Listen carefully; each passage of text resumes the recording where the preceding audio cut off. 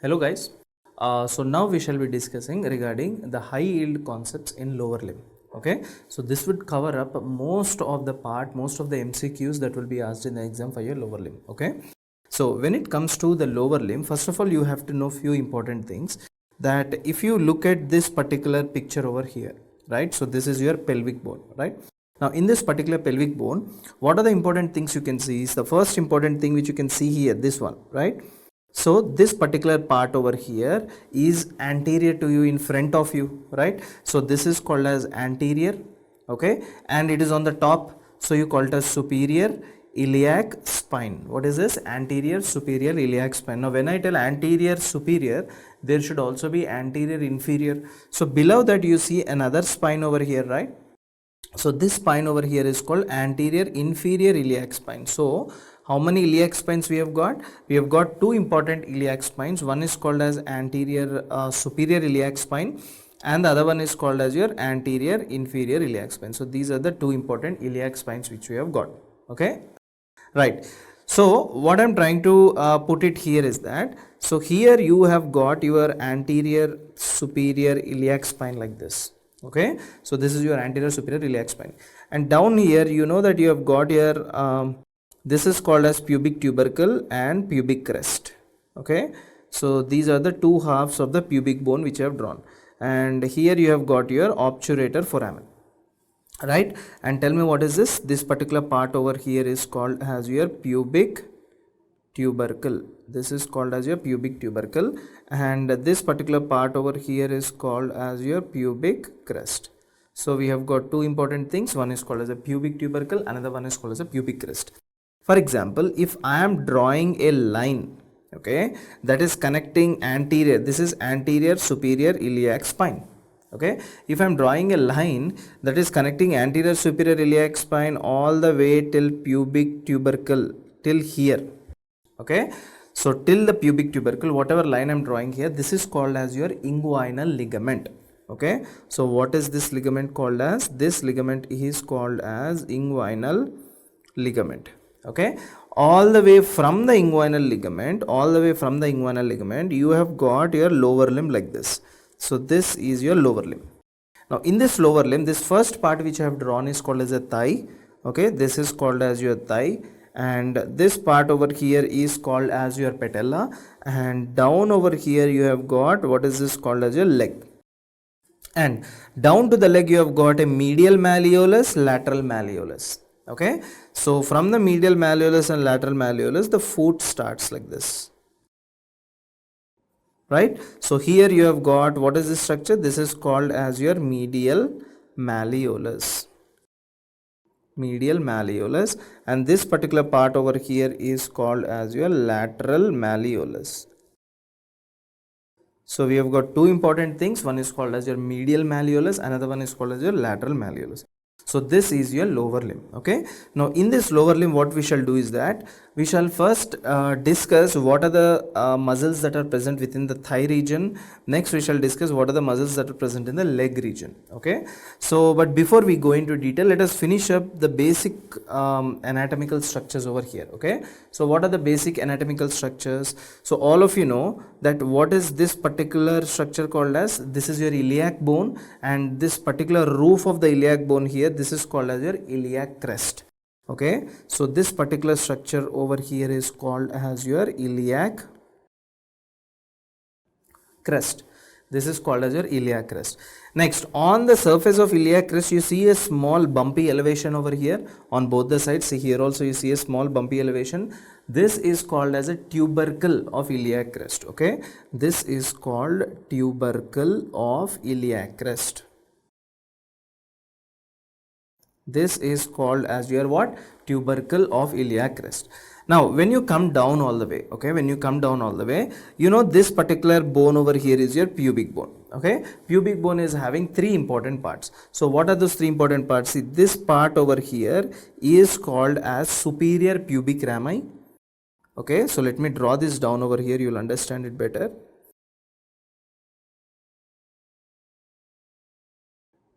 Yeah, this is the part. So what I'm trying to tell you is that this particular part over here, right, this is called as a superior pubic rami.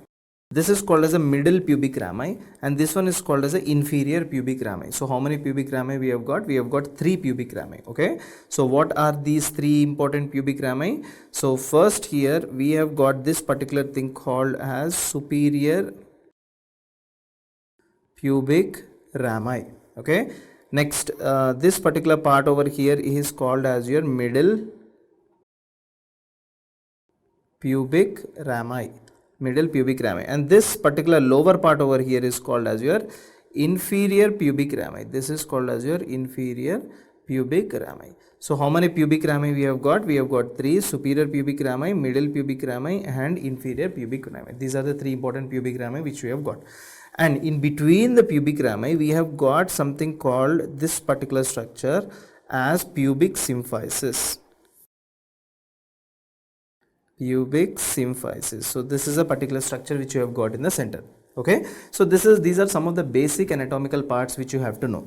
Now as you come down over here, inside you can see 2 important notches. Okay, so what are the 2 important notches? Are, see, here you can see a notch like this, right? So here you can see a notch here, and in the same way down here also you can see a notch. The notch which is present on the top is called as a greater sciatic notch, and the notch which is present bottom is called as a lesser sciatic notch. Okay, so this particular thing over here, this one over here is called as your greater sciatic notch. Okay, and next important thing, this one over here is called as your lesser sciatic notch. So one we have got is a greater sciatic notch, another one we have got is the lesser sciatic notch. Now the place where greater and lesser sciatic notch are meeting, you see a spine here. Let me rub this out, right? See where they are meeting, exactly here you see a spine on both the sides here. This spine is called as a ischial spine. Okay, so what is this particular spine name called as? This is called as your ischial spine. So these are some more anatomical structures which you need to know before we enter into the topic, right? Now after that you even have to look at the let us say the pelvic bone, one half of the pelvic bone from the side. One is lateral view. So in this particular lateral view, what are the important things you can see? So as I already told you, this particular structure over here is called anterior superior iliac spine.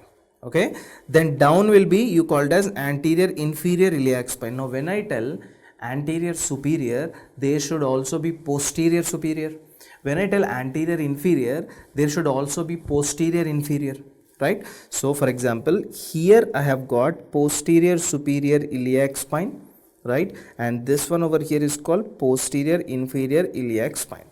So how many iliac spines you see here? 4 iliac spines are there, right? One is called as anterior superior, another one is anterior inferior, posterior superior and posterior inferior, right? Now regarding these notches, greater and lesser sciatic notch, I told you, see this particular notch which you can see over here, right? This particular notch is called greater sciatic notch, and down to this notch which you can see over here is called lesser sciatic notch, and between both of them this particular structure over here is called as a spine, ischial spine. Okay, so this one over here is called as your greater sciatic notch, and this one over here is called as your lesser sciatic notch. One we have got is a greater sciatic notch, another one we have got is a lesser sciatic notch. And by the way, the last important thing, you see this particular part over here, right? So this particular part is the belonging to ischium, so you call it as ischial tuberosity. Ischial tuberosity. So that particular part belongs to the ischium, you call it as a ischial tuberosity, right? Now the next important thing we shall be discussing right now is the ossification centers. Ossification centers are also very important. Okay, now when we discuss about these particular ossification centers, when we discuss about these particular ossification centers, how many ossifications? See, first of all, what I will do is that I will write down all the ossification centers. We have got primary and secondary ossification centers. I will write down all of them. Then on the bone, I will show you these ossification centers. Okay, so I want all of you to write along with me. Okay, so coming to these ossification centers, how many ossification centers we have got? We have got 3 primary ossification centers. Okay, there are two types of ossification centers I told you, primary and secondary. So 3 are primary, 5 are secondary. 5 are secondary centers. So 3 are primary ossification and 5 are secondary centers. Now where are these 3 primary centers located? On 3 separate locations, right? What are those 3 separate locations? On 3 bones. What are the 3 bones together that form the pubis? One is a pubic bone, the pelvic bone. One is called ilium, ischium and pubis. So one ossification center is located on ilium, one ossification center is located on ischium, right, and one ossification center is located on pubic bone. Okay, one it is located on the pubic bone, right. Now when it comes to ilium, ischium and pubis, we just discussed these are the 3 primary ossification centers, right. Now can anyone tell here when does these primary ossification centers they start to appear? So we have to discuss the age of appearance. Age of appearance. When do they appear?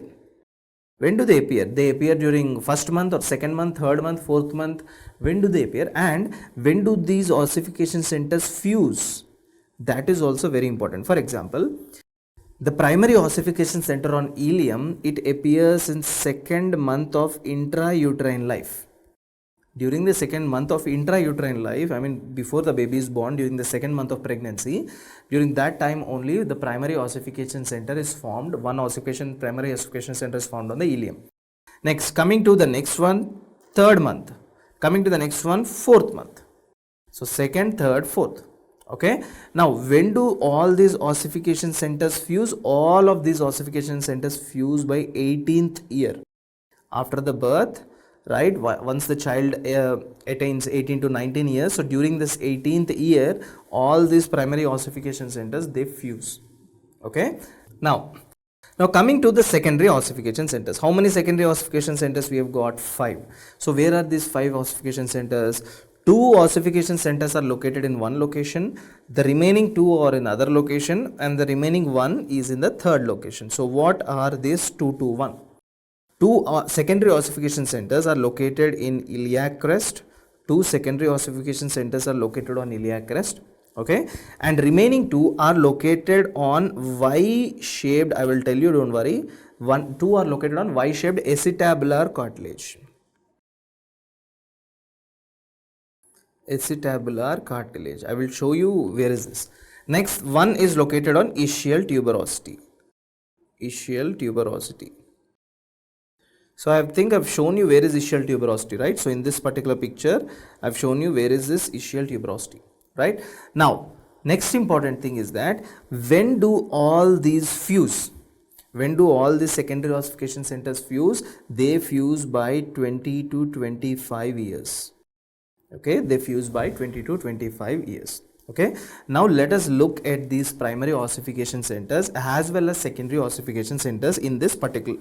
Now let us look at the primary ossification centers and the secondary ossification centers in this particular image over here. Now you know this is from the lateral side.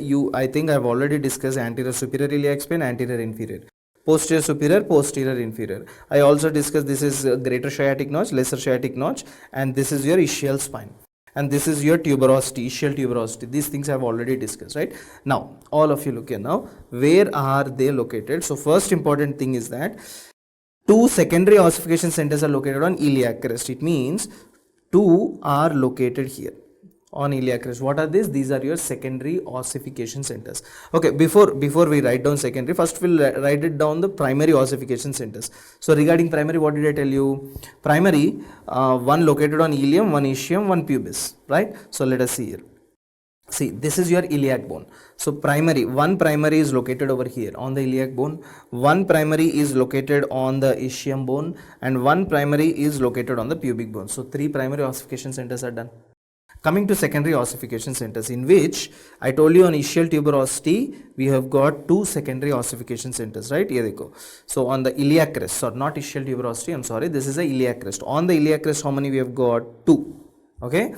Next, 2, where do we have Y-shaped acetabular cartilage? What is meant by Y-shaped acetabular cartilage is, see, this particular structure over here is called as your acetabulum. Now within this acetabulum, for example, if there is a within this acetabulum, for example, if I am drawing this particular line like this in the form of a Y shape, okay, in the form of a Y shape like this, right? Now in this particular cartilage over here, where do you have the secondary ossification centers? See, one you have over here, one you have on the other side. So how many are there? You see, two. Where are these two located? These two are located within the Y-shaped junction of your acetabular cartilage. Okay, so these two are again your secondary cartilaginous structures, I mean your secondary ossification centers. Okay, and finally there is one secondary ossification center. Where is that? That is located on the ischial tuberosity. Okay, so where is your ischial tuberosity? This one. So here you have got one last secondary ossification center. Okay, so I hope you are clear with all of this. Where are these ossification centers and all, right?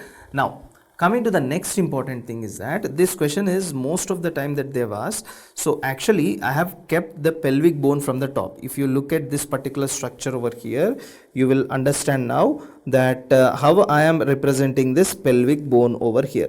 Okay, so let us switch to this particular part. Yeah, now let me remove the femur over here. Okay, now if this is a bone which you are looking from which view here, front or back? Yeah, so let me put up appendicular skeleton and axial skeleton as well, right? This is from the posterior side. Now what I'm doing is that I'm just turning the bone like this, right? So this is from the anterior side. Now in the anterior side, what I'm doing, I'm removing the right femur, I'm removing the left femur, and also I'll also remove this particular part. Okay, even the coccyx also. Now coming to the vertebra. Okay, coming to the vertebra, that is the axial skeleton, so I am even removing the vertebral column. Now if you look from the top, okay, bones of upper limb are also done, bones of let me also remove the bones of rib cage and head. Yeah, now all of you look here. If you are looking at this particular picture, see, previously you have looked at this picture from this lateral side. You know the structures. Now what I am trying to tell you is that try looking at this picture from the top like this. See, I am looking at this picture from the top in this way. Okay, yeah, in this way. See, if you are looking at the picture from the top, I hope you understood this is how it looks. Now here, four important things you need to know is that which muscle is attached in which particular location. For example, let us say this side over here is called as your lateral side. Okay, and down here this side is called as your medial side. Now from lateral side to medial side, there are four muscles that are attached. What are these four muscles? Where are they attached? First of all, these muscles are attached on your iliac crest. Where are they attached? On your iliac crest. So what are these particular four muscles? For example, see, this is one muscle that is attached here. Okay, just beneath that you have got the second muscle, just beneath that you have got the third muscle, and finally here you have got the fourth muscle. So how many muscles are there? Four muscles. So how do you remember these four muscles? You can remember by the mnemonic tight. So T, I, E and T. Okay, from medial to lateral, if you see, that is T, I, E, T, tight. Okay, so what are these muscles that are located from medial to lateral? So first of all, what we'll do is that we shall actually, the question will be asked as what are the structures that are located from lateral to medial, whatever it is, both of them are the same. So let us write down these structures, right? So the structures that are located from the lateral side to medial side. So laterally, on the complete lateral aspect of your iliac crest, on your complete lateral aspect of your iliac crest, what is the muscle that is attached? See, that is your tensor fascia. T, what did I tell you? T, what is the mnemonic here? T-E-I-T, right? T-E-I-T. Okay, if you reverse that, it will become T-I-E-T, tight. Okay, right. So what do you mean by T? T here stands for tensor fascia lata. Tensor fascia lata. So this is one particular muscle. Now after that, down here we have got insertion of another muscle. Here we have got external oblique muscle. What is this? External oblique muscle.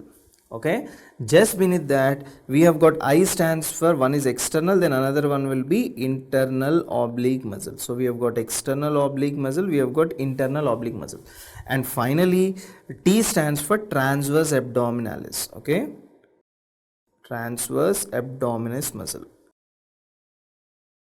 transverse abdominis muscle. So these are the muscles which we have got here. Okay, tensor fasciae lata, external oblique, internal oblique, and transverse abdominis muscle. These are the muscles which we have got. Okay, now apart from this, are there any other muscles which you can see over here? Yes, there are three important muscles over here.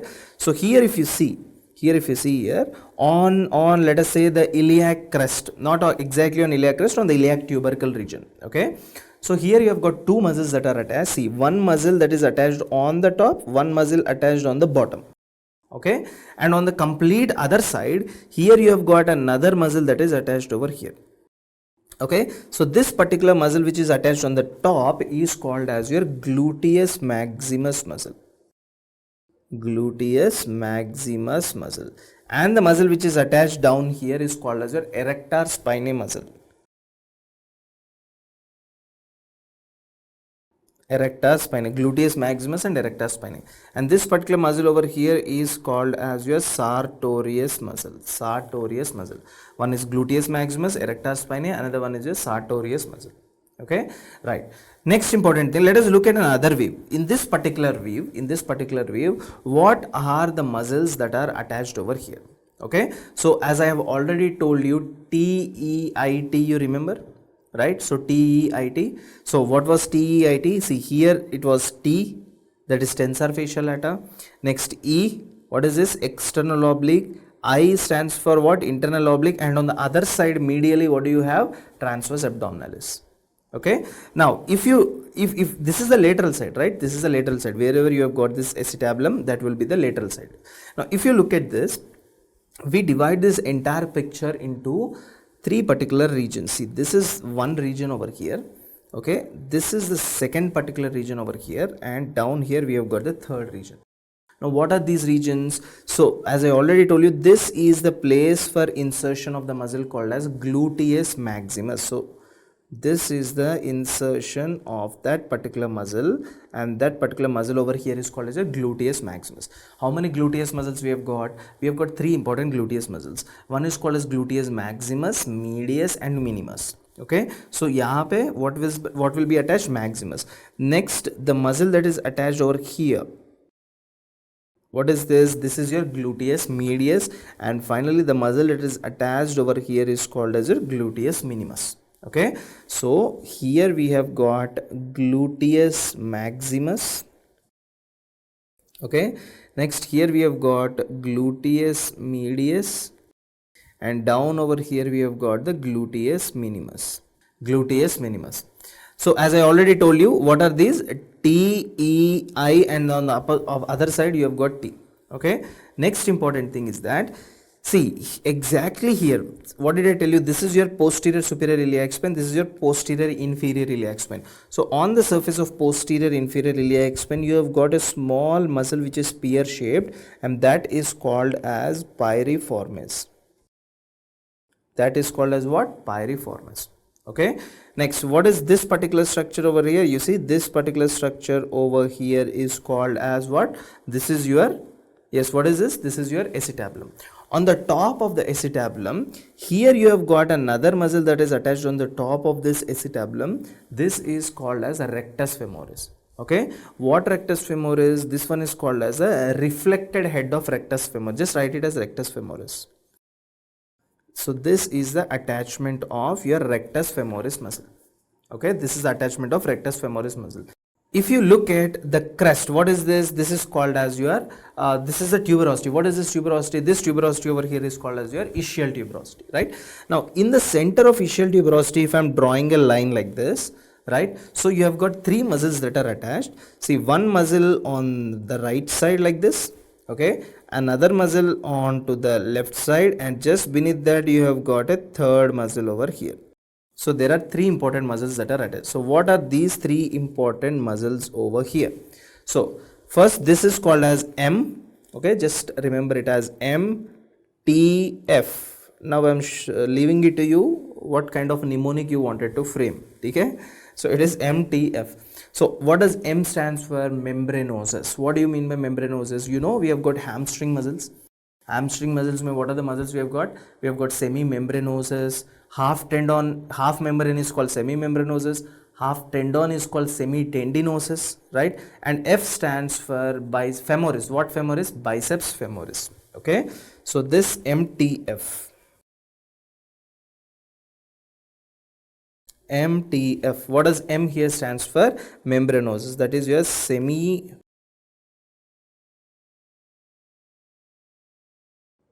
membranosus. T here stands for what? Semi-tendinosus. Semi-tendinosus. T here stands for semi-tendinosus. F here stands for what? Biceps femoris. Biceps femoris. Okay, so even remember this, lateral head of biceps femoris, not the medial head, lateral head of biceps femoris. Okay, now these are the important things which you have to see over here. Next important thing is that I have already told you here about the greater sciatic nerve. See, this is your greater sciatic and this is your lesser sciatic, right? So this was once a question that was asked, what are the structures that are coming out of greater sciatic notch? So structures that are coming out of your greater sciatic notch. So let us look at the structures that are coming. So these structures are called as pin structures. Okay, so these structures are called as pin structures. What does P stands for? P stands for pudendal nerve. P stands for pudendal nerve. I here stands for internal pudendal artery. Okay, internal pudendal artery and internal pudendal vein also. Internal pudendal vein, internal pudendal artery and vein. And next N here stands for nerve to obturator internus. Obturator internus. Nerve to obturator internus. So these are the structures. So what are the structures? One is called as pudendal nerve. Next we have got the internal pudendal artery. Next we have got the internal pudendal vein. Lastly we have got the nerve to obturator internus. Okay, so these are the important structures which we have got. So now we shall be discussing regarding the femur, right? So after once the femur is done, now we shall be discussing regarding the femur. Once the femur is done, then we shall go to the primary and secondary ossification centers which are present in the tibia as well as your fibula. Okay, so first if you look at the femur bone, over here, right? So in the femur, how many ossification centers are there? We have got again the same, primary ossification center will be secondary ossification center. So if you look at primary centers, same time if you look at the secondary centers also. Now how many primary centers do we have? We have got only one primary ossification center. And how many secondary centers we have got? We have got three secondary ossification centers. So where are these primary and secondary ossification centers that are located? See, first here if you look at the femur over here, right? So you know that this point where I'm putting here, right? So this is called as a mid shaft of the femur, right? So in the mid shaft of the femur you have got primary ossification center.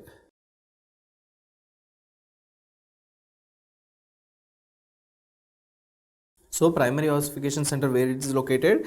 It is located in the mid shaft of femur. Okay, it is located in the mid shaft of the femur. Next, after that, where is the secondary ossification center located? See, one secondary ossification center is located on the head, right? This is called as the head of the femur. And here we have got two important things. This is called greater trochanter, and we cannot see lesser trochanter from the anterior view. We can only see from the posterior view. But here you see a small projection called as lesser trochanter. So one on the greater trochanter, one secondary ossification center on the greater trochanter and one secondary ossification center on the lesser trochanter. So how many secondary ossification centers we have got? We have got 3. 1, 2 and 3. How many primary ossification centers we have got? We have got only one primary ossification center. Okay, now we shall see when is the time of appearance and when do they fuse. Okay, for example, if you look at the primary centers, As I already told you, primary centers are how many? Only one primary center, right? And that too, it is located on the mid shaft. That too, it is located on the mid shaft. So when do this primary ossification center usually appear? They appear during 7th to 8th week of intrauterine life. 7th to 8th week of intrauterine life. Coming to the secondary center, coming to the secondary centers, so how many secondary centers we have got? We have got three. So where are these three? One is located on the head of the femur, one is located on the head of the femur, one is located on the GT, that is your greater trochanter, one is located on the LT, that is your lesser trochanter. Okay, now coming to the head, here how many here when do this part will fuse basically? So not fuse, when do they form is during 1 year of life. Okay, next one is 3 years of life, and the next one is 13 years of life. Okay, 1 3 combination is 13. So during these years what will happen is that on the head, on the greater trochanter, on the lesser trochanter, these ossification centers are formed. Now, when do they appear? This is a time period of appearance. When do they fuse? During the 18th year. During the 18th year, these ossification centers, they would fuse. Okay. Now, next important thing is that if you look at the femur, now next important thing is that if you look at the femur over here, so let us just look the muscles which are attached here, over here, okay, because previously there was once a question that was asked, they'll just point on the arrow there and ask that which muscle is attached over here. Okay, so if you see over here that here exactly on the top of this greater trochanter here we have got a muscle that is attached called as piriformis. Okay, so what is the name of the muscle? That is your piriformis muscle. Okay, next two more muscles are there. So what are those two more muscles over here? Just bottom to that, down over here you have got another muscle that is attached called as gluteus minimus. Okay, so this muscle is your gluteus minimus. Okay, next we have got another muscle that is attached to the lesser trochanter region over here. This particular muscle over here you call it as what? Psoas major. Okay, so this is your psoas major muscle. So even if they are pointing an arrow there and asking you what is the muscle that is attached, you must be in a situation to answer that. Okay, so this is from the anterior view. Now when we look the picture from the back, from the posterior view, this is how it looks. So what did I tell you? On the posterior view, the greater trochanter and lesser trochanter, very clearly you can see. Now if this is your greater trochanter and this is your lesser trochanter, in between both of that you see a line over here. This line over here is called as your intertrochanteric line. Okay, so let me draw this. See, this particular line over here is called as your intertrochanteric line because it is present between both the trochanters. Intertrochanteric line. So this particular line over here is your intertrochanteric line. Next, if you look at the greater trochanter region here on the inner surface or on the posterior surface, this is the location for the attachment of the muscle that is called as gluteus medius. Okay, so that is gluteus medius, gluteus medius. Okay, next important thing is that exactly in the midpoint of intertrochanteric line, exactly here you see another muscle that is getting attached. This muscle is called as quadratus femoris. Now don't confuse quadratus femoris with quadriceps femoris, they both are different. Okay, quadriceps is having 4 heads, quadratus is a single muscle. So quadratus femoris. Next important thing is that here if I draw two lines, to below one lesser trochanter and below the greater trochanter, if I am drawing two separate lines over here, so one line which you can see, right, this particular line over here, right, is the attachment for the muscle called pectineus. Okay, pectineus. Actually if you see clearly, I mean in this picture it is not given, that there will be a line over here. Okay, on the surface of the bone itself there will be a small ridge or a small line. That line is called as pectineal line. So the muscle that is attached to this pectineal line is called as pectineus muscle. Okay, so this one is your pectineus muscle. Next important thing, the other line which I have drawn over here, this one, right, so this is the attachment of the muscle called as gluteus maximus. Gluteus maximus.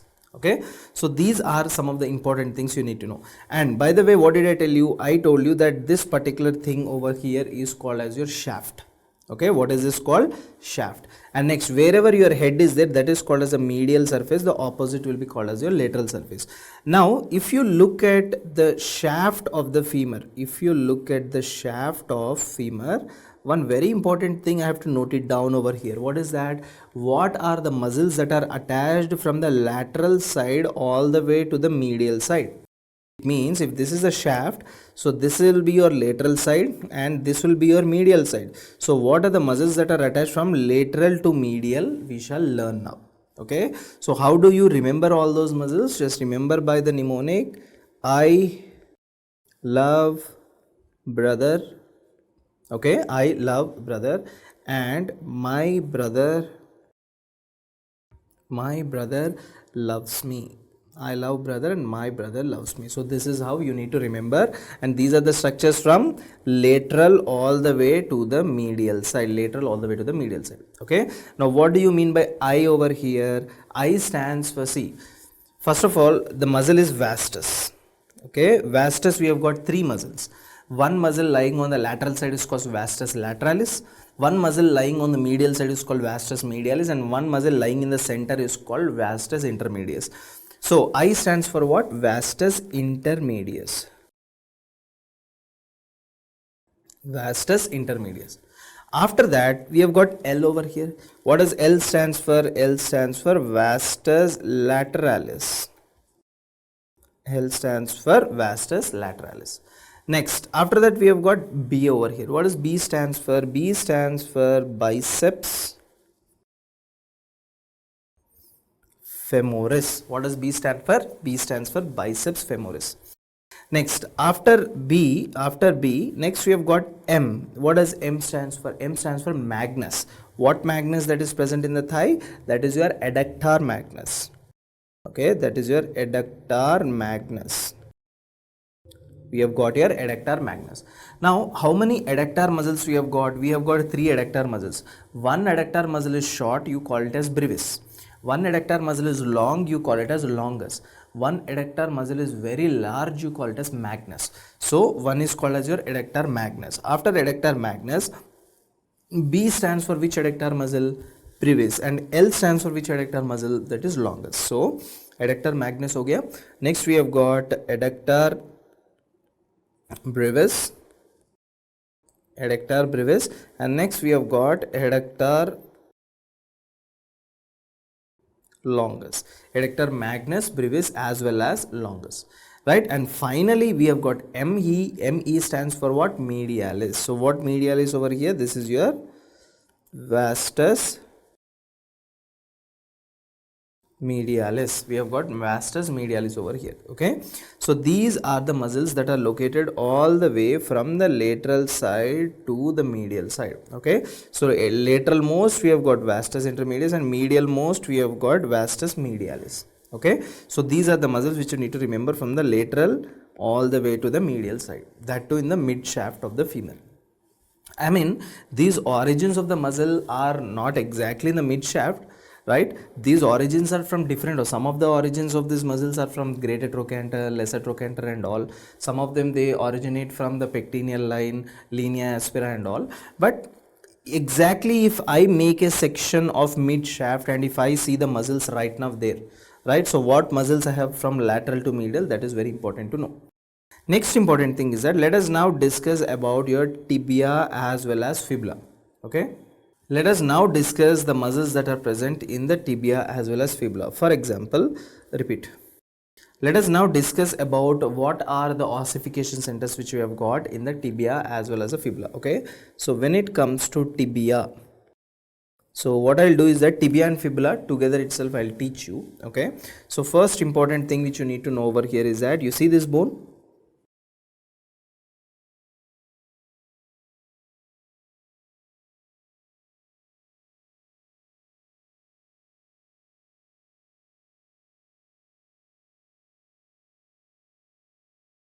So this particular bone over here is called as your tibia bone.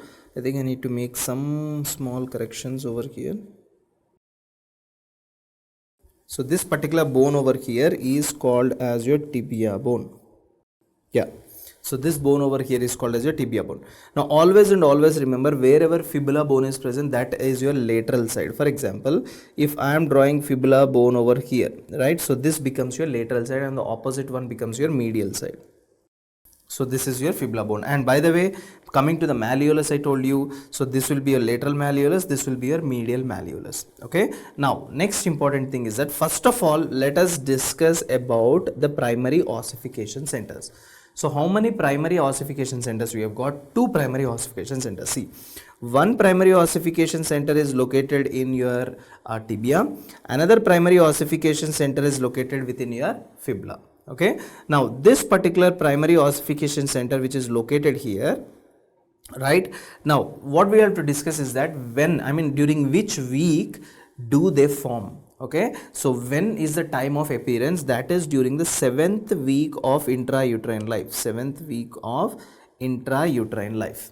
Okay, after that, here if you come to this is your tibia, this is your fibula, right? If you come to fibula over here, it is 8th week. 8th week of intrauterine life. So one is your 7th week of intrauterine life and the other one is called as your 8th week of intrauterine life. Next important thing is that, the ends of the bones are called as epiphysis, which means, see, this part is called as your epiphysis. Here also this is called as your epiphysis, right? If you go down, right, so this part over here is called as your epiphysis, like this. Ends of the bone is called as your epiphysis. Now if you look at the ends of each bone, where are the secondary ossification centers? If you see here clearly, you see, epiphysis of tibia is having one secondary ossification center, epiphysis of fibula is having another ossification center. Down here again, epiphysis of tibia is having a next ossification center, that is secondary. Here also there is secondary. So how many secondary ossification centers we have got? We have got 4, right? Where are these 4? At the place of epiphysis. Wherever there is epiphysis, there we have got the secondary ossification centers. Now coming to the secondary ossification center here. Okay, secondary ossification center of tibia in the epiphysis. Tell me, this is proximal or distal? Anything that is going away is called as your distal. Okay, so anything that is going up over here is called as a proximal. So on the proximal end of tibia and fibula, what are there? Primary or secondary? Secondary ossification centers. Now when do these secondary ossification centers appear? When do they appear? They appear just after the birth. They appear just after the birth. And when do they fuse? That is very important. When do they fuse? They fuse during 17 years of age.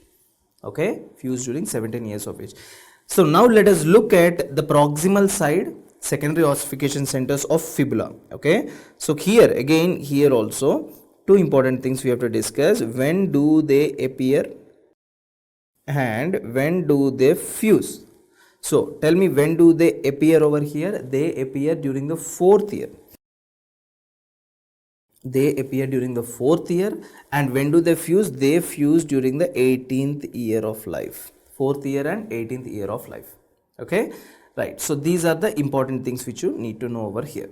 Okay, now coming to the epiphysis of both, right? Epiphysis on the distal end of both tibia and fibula, both of them, right? These secondary ossification centers, when do they appear and when do they fuse? So regarding this, when do they appear and when do they fuse? So here they appear during the 1st year. They appear during the 1st year of life and they fuse during the 16th year of life. So these are the ossification centers which you have to remember by heart it again and again, so that it would be easy for you. Okay, so these are some of the ossification centers which you need to know. Apart from this, next important question that was asked is that, what are called as gyrops muscles? Okay, so where are these gyrops muscles basically present? So these gyrops muscles are located on the tibia bone. These gyrops muscles are located on the tibia bone. For example, if this particular bone over here is your tibia bone like this,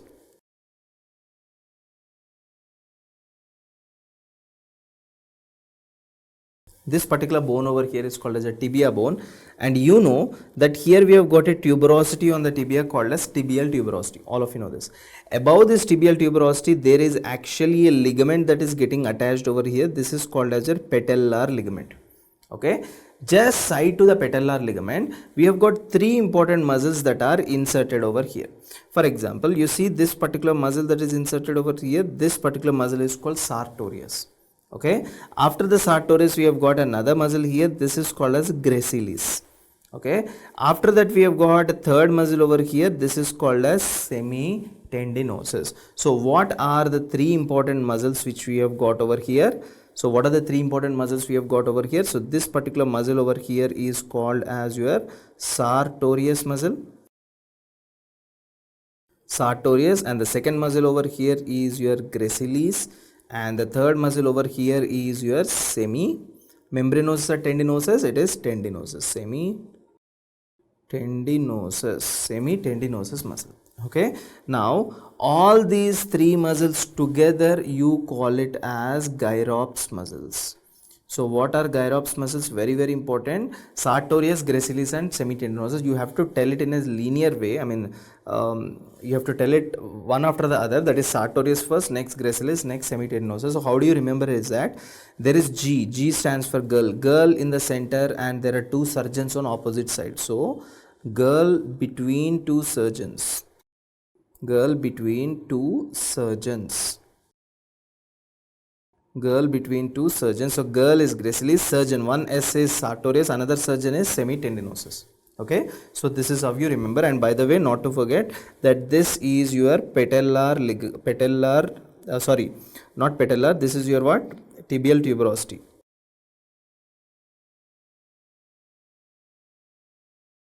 Tibial tuberosity, and this one over here is called as your patellar ligament.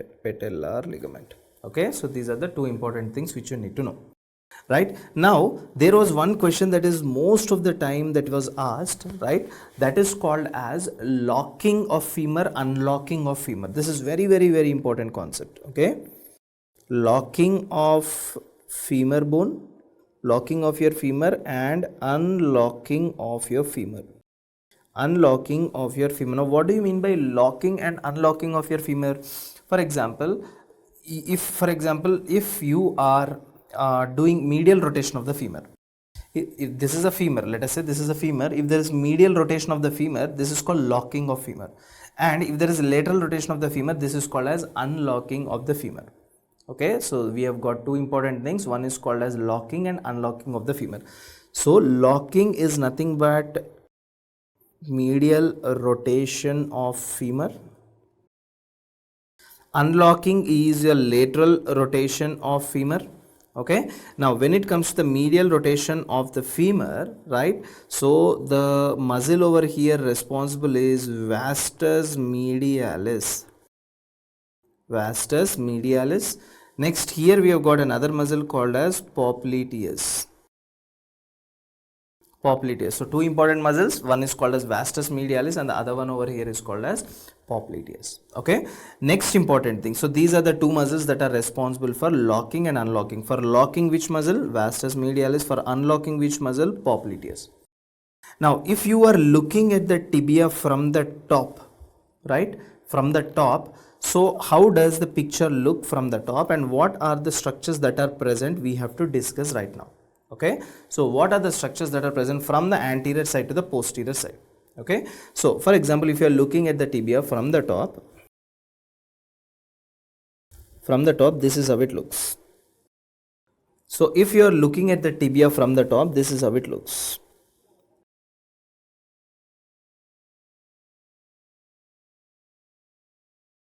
This is another important structure like this, and here we have got a structure in this way, right, and posteriorly we have got a structure like this, right. So if you look at this particular picture over here, over here, so what are the structures that are present over here, right? So here we have got, see, first of all you have to know that this is your anterior side and this is your posterior side. Okay, one is your anterior side and the other one is your posterior side. So let me join this part like this. So one is your anterior and the other one is your posterior. Now here within the tibia here, right, within the tibia you have got two important menisci, if you know, right. One is called as a medial menisci, another one is called as a lateral menisci. Let us say This particular structure which I'm drawing is your medial menisci. See this particular structure over here. This is a picture of your medial menisci. Right now, after this medial menisci, we have got another menisci. What is that? See, this particular structure over here is called as your lateral menisci. Okay, this particular structure over here is called as your lateral menisci. So, between the medial menisci and lateral menisci, there are some very important structures that are located. Okay, so what are these very important structures? So, there is a ligament exactly in the front here. This ligament is called as ACL, and there is a ligament that is located on the back here. This is called as your PCL. We have got ACL and we have got a PCL over here. Now, when it comes to medial and lateral menisci, two important things you have to keep it in your mind, that see, if this is your medial menisci and this one over here is called as your lateral menisci. Medial menisci and lateral menisci. So if you see here, this is called as an anterior limb because it is present on the anterior side. This is called as a posterior limb. Here also for lateral menisci, anterior limb of lateral menisci, posterior limb of lateral menisci. Okay. Now in the exam they are going to ask you what is intercondylar region. Let us say that this is one condyle, this is another condyle. So intercondylar region in the sense the region that is present exactly in the center here. You see, the region that is present exactly in the center over here is called as your intercondylar region. What are the structures that are present in the intercondylar region are very, very, very important. First of all, you name me the structures. See, first important structure, what do we have? We have got this. What is this? This is called as your medial menisci. Okay. Now, medial menisci, anterior limb or posterior limb? Anterior limb. So, here we have got anterior limb of medial menisci. Then we have got, what is this? ACL. Then we have got anterior limb of lateral menisci. Then we have got posterior limb of lateral menisci. Okay, posterior limb of lateral menisci. Then we have got posterior limb of medial menisci. And lastly, we have got PCL. So these are the structures that are located from anterior side to posterior side. Okay, so let us write down all these structures right now. What are the structures that are located from anterior to posterior side? So what is the anterior most? Here we have got, what is this? This is called as an anterior limb, right? Anterior limb or anterior end of medial menisci. Anterior end of medial menisci. Okay. Now, after this anterior end of medial menisci, we have got a ligament called ACL. Then we have got what is this? Anterior limb of lateral menisci. So, anterior end of lateral menisci. After that, we have got posterior end of lateral menisci. We have got anterior end of lateral menisci and posterior end of lateral menisci.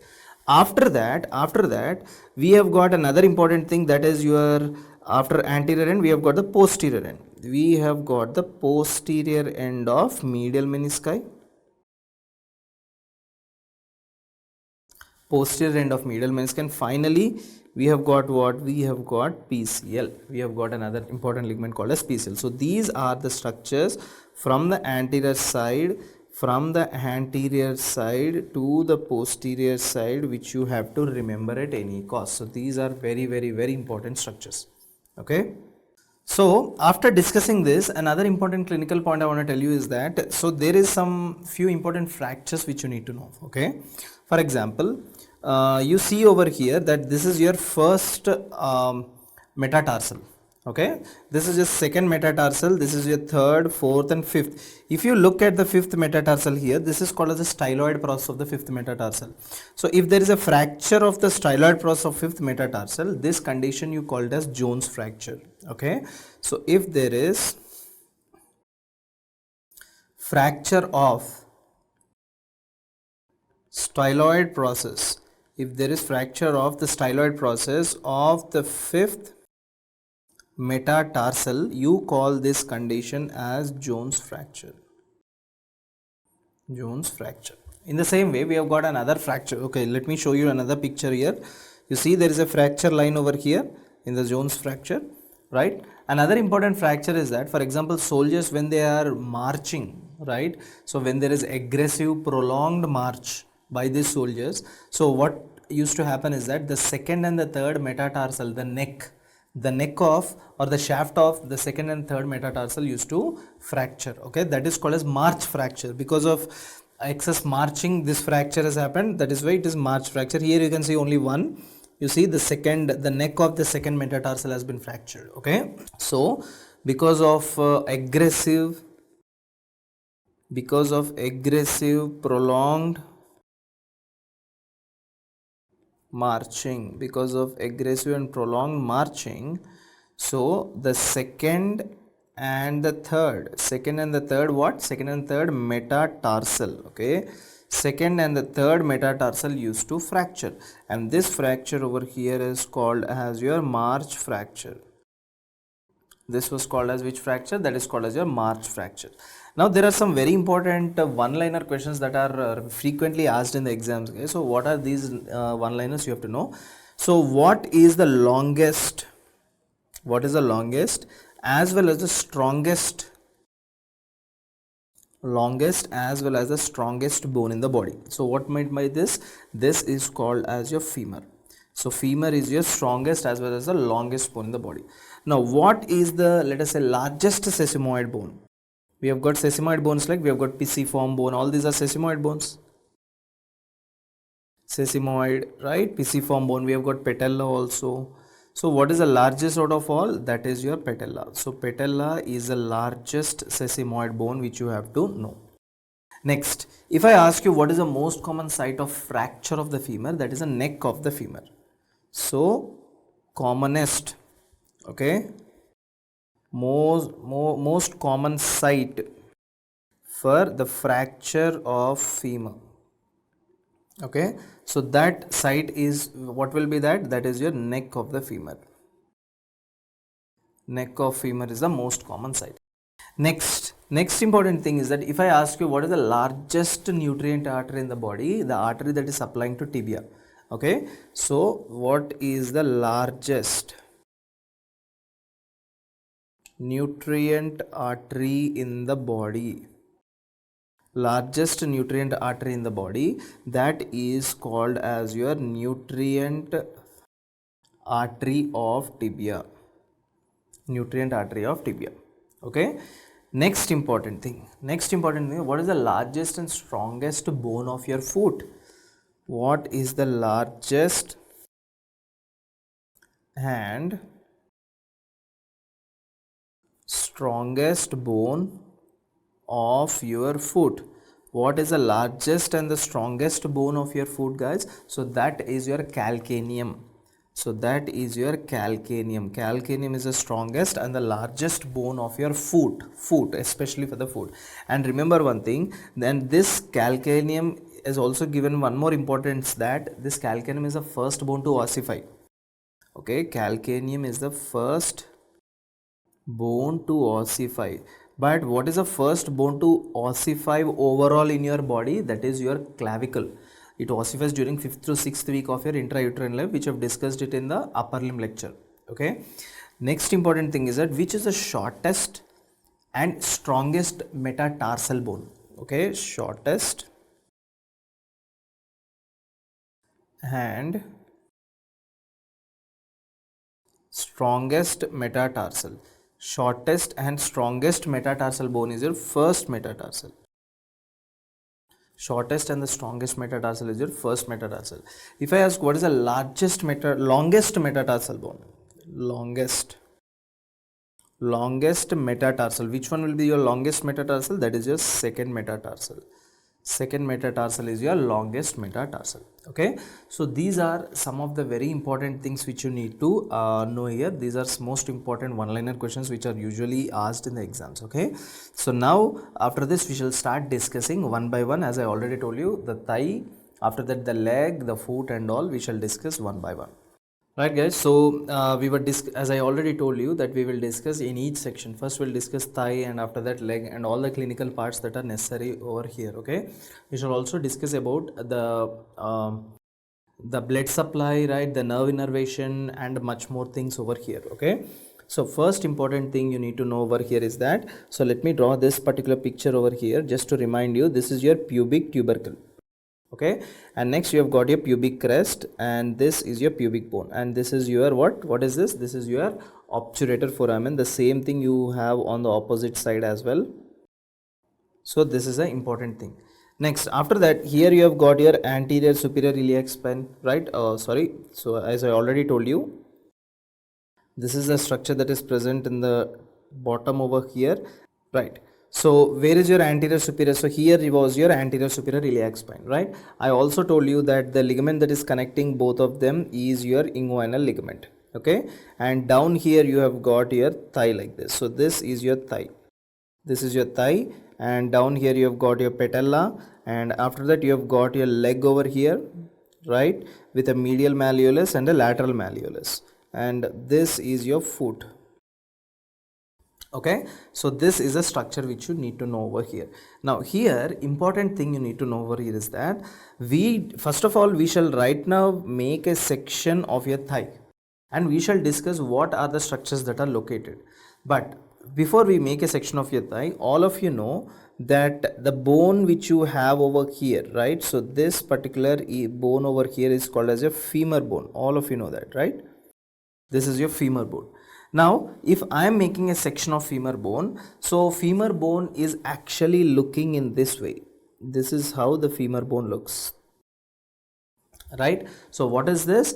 So this is called as your anterior smooth surface of your femur bone, and you see a depression in the posterior side like this. So wherever this smooth surface is there, that is called as the anterior end of your femur bone. What is that? Anterior end of your femur bone. And wherever there is a depression, that is called as a posterior end of your femur bone. And yeah, by the way, this particular depression over here is called as linea aspera. This particular depression over here is called as linea aspera. Okay, this is called as your linea aspera. Now if I make a section, so this is the same picture again. So if I make a section of your thigh, how does the picture look, right? Now tell me what will be the outermost layer. If I'm making a section of your thigh, what can be the outermost layer of your thigh? See, this is your outermost layer. The outermost layer is your skin. After that, you have got the next important layer just beneath the skin. We have got this what? After subcutaneous fat and all, we have got this as superficial fascia. So this one over here is your superficial fascia. After superficial fascia, next we have got another important thing over here. This particular thing over here is called as your deep fascia. So we have got superficial fascia and we have got deep fascia. And where is your femur located? Exactly in the center. Okay, this is the femur like this. So this is a particular femur that is located exactly in the center. Next important thing is that this entire femur is divided into compartments. Okay, how many compartments we have got? We have got three important compartments: anterior compartment, posterior compartment, and medial compartment. See here, we have got a ligament right, that is coming from the deep fascia and attaching to the femur. Okay, next we have got another important membrane here that is attaching to the femur, and from the back also we have got a membrane attaching to the femur. So this deep fascia of the thigh is dividing the femur into three compartments. Okay, before we write down those three compartments, first of all let me label up these parts. This is called as your skin. Okay, after the skin, this particular layer over here is called as your superficial layer. Superficial fascia. This is called as a superficial fascia. Next, after superficial fascia, we have got this particular one as called as a deep fascia. Superficial fascia, and after that we have got the deep fascia. You know, deep fascia of thigh is also called as fascia lata. Deep fascia of the thigh is also called as fascia lata. Next over here is that we have got this is the deep fascia, which is dividing the thigh into three compartments. What are the three compartments? So this is your anterior compartment. Okay, and here we have got the medial compartment. Here we have got the posterior compartment. Do we have the lateral compartment in the thigh? We don't have lateral compartment in the thigh. We have got only three compartments: anterior compartment, medial compartment, and posterior compartment. Okay, now which side is the anterior side? Obviously this is the anterior side. Why? Because I told you the smooth surface is always anterior side, and wherever there is a depression, that is called as your posterior side. Now there are multiple muscles that are located in the anterior compartment, right? So all these muscles which are located in the anterior compartment, they are innervated. Okay, all these muscles are innervated by which nerve? Only one nerve innervates all these muscles, that is called as femoral nerve. That is called as a femoral nerve. Femoral nerve is the nerve that innervates all the muscles that are present in the anterior compartment. Now when it is coming to the posterior compartment, we have got a nerve called as sciatic nerve that innervates all the muscles of your posterior compartment. When it comes to the medial compartment, we have got a nerve called as obturator nerve. Why are you calling it as obturator nerve? Because you know where is your medial compartment? You see, this particular part over here is your medial compartment. This is your medial compartment, right? So let us say if I am drawing a nerve that is coming down like this, and this nerve passes through obturator foramen and then comes out and supplies to your medial side like this. So the nerve that is passing through the obturator foramen, you call it as obturator nerve. Okay, so that is why on the medial side we have got which nerve? That is a obturator nerve. So first what we will do is that first I will pick up the anterior compartment. Okay, first I'll pick up the anterior compartment. I will draw down all the muscles. Okay, I will draw down all the muscles of anterior compartment first. I will draw down all the muscles of anterior compartment, then we shall go for the posterior, and finally the medial compartment. Okay, so first of all, when it comes to the anterior compartment,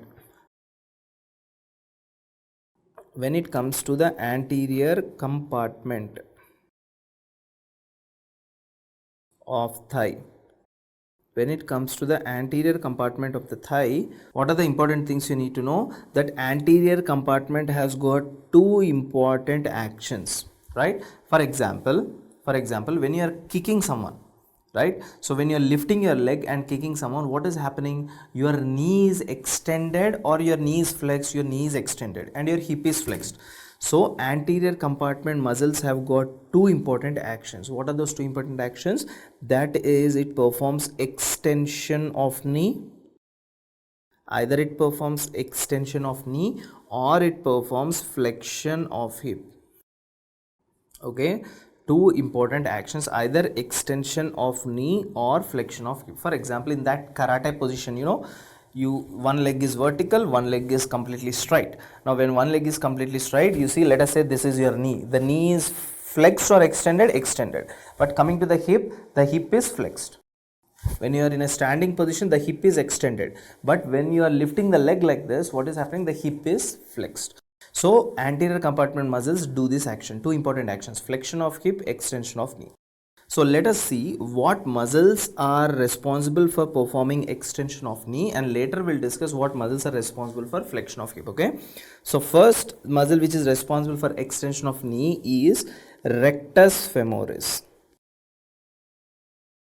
So why it is called rectus femoris? Because the name itself says rectus in the sense straight, and it is located in the femur region. So rectus femoris. Second important is, we have got a group of three muscles called as vastus muscles. Okay, so what are these three important vastus muscles over here? We have got vastus lateralis, we have got vastus medialis, and vastus intermedius. Okay, we have got vastus lateralis, we have got vastus medialis, and we have got vastus intermediate. So these are the three important vastus muscles which we have got. So now together you tell me how many muscles we have got. We have got rectus femoris, one muscle, and three vastus. So together 1, 2, 3 and 4. So we have got 4 important muscles. So all these 4 important muscles together, you call it as quadriceps femoris.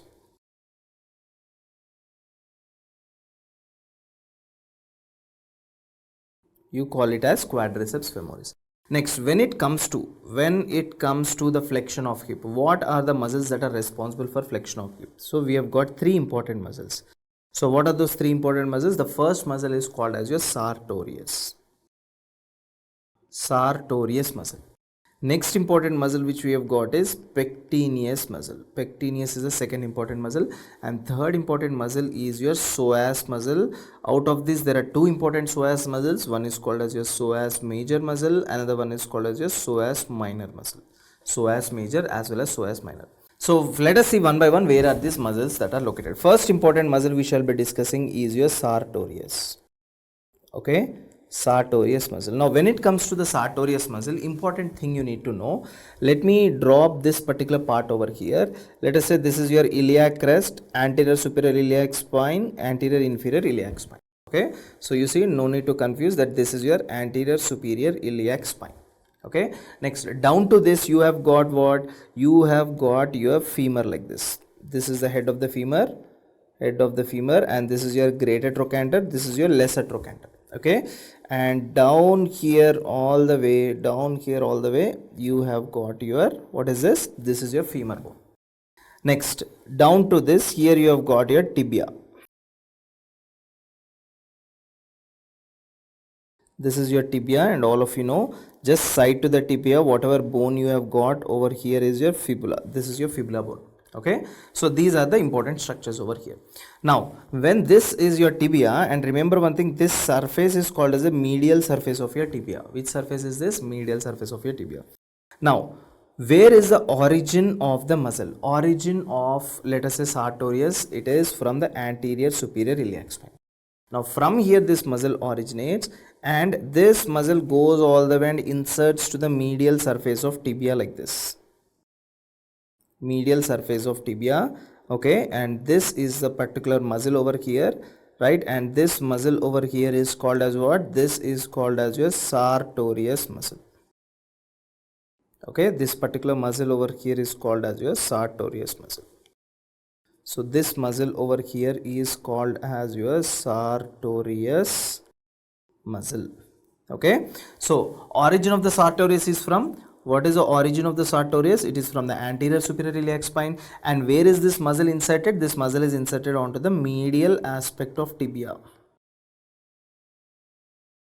Medial aspect of tibia. Anyways, in the exam they're not going to ask you the origins and insertions. Okay, so there are some very important terms that are given for this muscle. For example, the first important thing is that you know the action, right? So sartorius, let us look at this. Sartorius is responsible for flexion of hip or extension of knee? Flexion of hip. Okay, sartorius is responsible for your flexion of hip.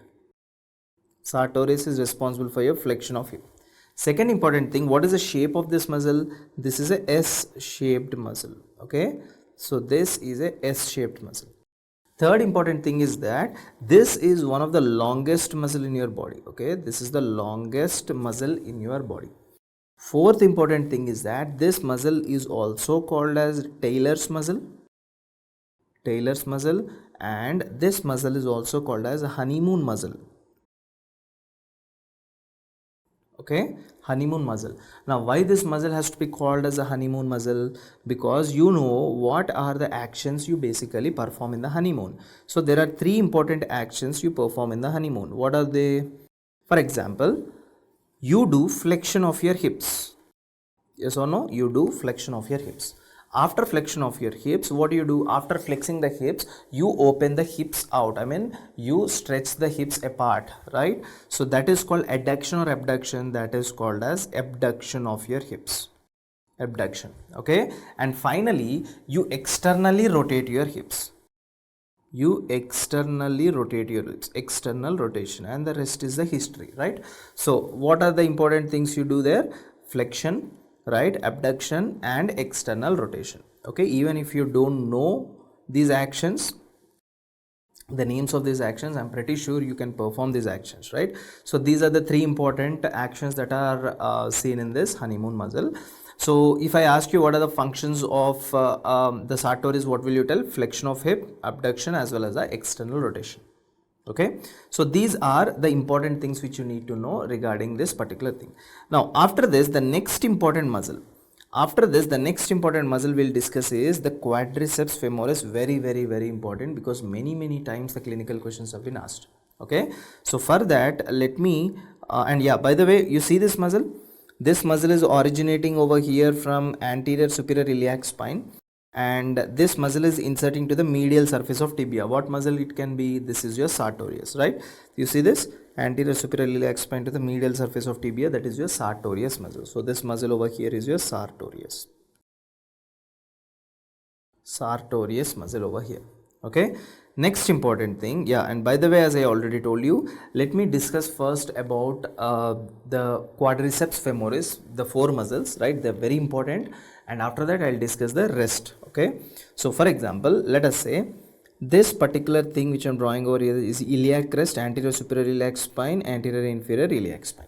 Okay, and you know that here you have got your femur, here you have got your greater trochanter, lesser trochanter, right? So this is your femur bone. Now let me make a copy of this. Let me show another additional structures over here, that here you have got your tibia. All of you know that this is your tibia like this. Okay, and next on the side of your tibia you have got your fibula. This is your fibula and this is your tibia. Clear? Now what did I tell you? I told you that there is a line between greater trochanter and lesser trochanter in the starting, and this line is called as intertrochanteric line. You know this because I've already told you this thing. Now the first important muscle I want to draw over here is that is the first muscle, that is rectus femoris, right? So here what did we discuss? The list. The first important muscle is your rectus femoris. So let me draw that rectus femoris.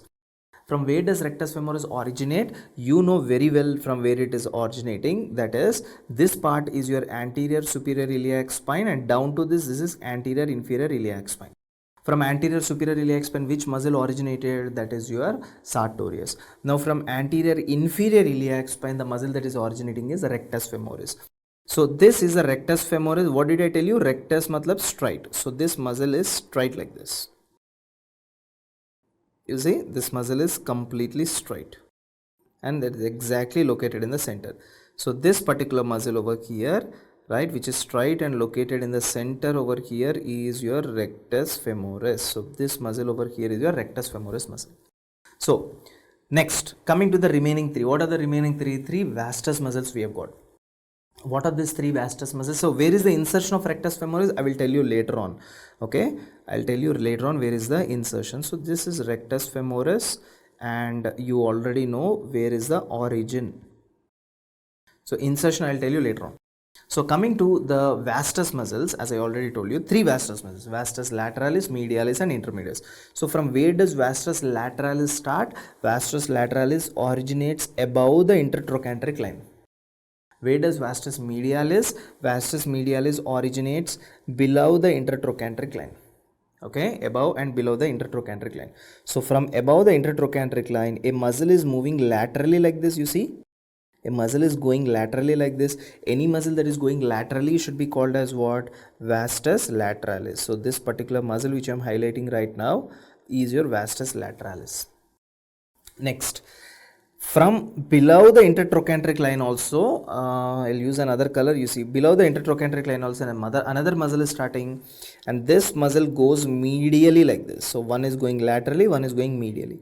So the muscle which is going medially like this should be called as vastus medialis. One is vastus lateralis, one is vastus medialis. Next, there is a third muscle that starts from the anterior surface of the upper 3/4 of the shaft of femur, right? For example, let us say if this is your shaft of the femur. So if this entire part is your shaft of the femur, this part is called as the upper 3/4 of the shaft of the femur. So from upper 3/4 of the shaft of the femur, a muscle is originating and coming down all the way like this. You see, this particular muscle is in the center, is in between, matlab is in the center. So this muscle over here is called as your vastus intermedius. So how many muscles we have got? Three muscles. Laterally going muscle is called vastus lateralis, medially going muscle is called vastus medialis, and muscle which is present in the center is called vastus intermedius. Now along with these three, I'm also now including the fourth muscle over here. See, that is your rectus femoris. Actually you can't see if I draw the muscle also. So let me use this particular color. So this particular muscle which I'm drawing right now, you know the origin is from anterior inferior iliac spine like this, right? So this particular muscle which I'm drawing right now is your what? This is your rectus femoris. So how many colors we have got? The red color one is lateralis, pink color one is medialis, the blue one is intermedius, and this golden color one which I'm drawing right now is your femoris, rectus femoris. Now look here. You know that here in the center we have got a bone. What is that name of the bone? That is your patella. You also know on the tibia you have got a tuberosity called as tibial tuberosity. Now all these muscles they join together like this. You see, all these muscles are joining together. They join together to form a common tendon. Okay, so this particular tendon that is formed here is called as quadriceps tendon. This tendon over here is called as your quadriceps tendon. Now this particular quadriceps tendon comes down all the way. It passes over the patella. Once it passes over the patella, now the name has been changed as patellar ligament. Now the name is changed as patellar ligament. Okay, now this particular patellar ligament comes down and attaches to your tibial tuberosity. Clear? It attaches to your tibial tuberosity. Now you can see over here that the origins are different. Origins are completely different origins are there, but insertion is only a single point. Where is that? That is to your tibial tuberosity. So all these quadriceps, all these muscles are called as what? Quadratus or quadriceps? Quadriceps. Don't confuse with quadratus, because quadratus is a different muscle. So all these muscles together are called quadriceps femoris. So all these quadriceps femoris, four muscles, right? Origins might be different, but the insertion point is same. That is your tibial tuberosity. That is your tibial tuberosity. So sometimes what can happen is that there can be, let us say, fracture of tibial tuberosity or some kind of infection of tibial tuberosity. So this infection will spread all the way up till the patellar ligament, from there till the quadriceps tendon, and from there till the entire quadriceps muscles. Okay, so this condition where the infection is spreading from the tibial tuberosity up, from the tibial tuberosity to the top, this condition you called as Osgood Schlatter syndrome.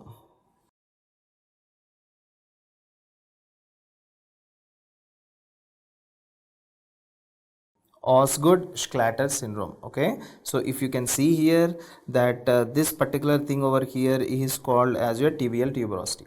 Okay, so this is called as your tibial tuberosity and this is called as your patella. Okay, so the infection from the tibial tuberosity will go up. You see, there is a swelling of tibial tuberosity. From here the infection can go up, and this is called as your Osgood Schlatter syndrome.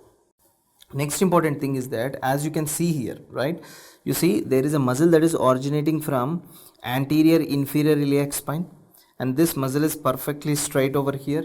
So what is the muscle that is originating from this anterior inferior iliac spine? Anterior inferior iliac spine, that is your sartorius. No, that is not called as your sartorius. What is this muscle called as?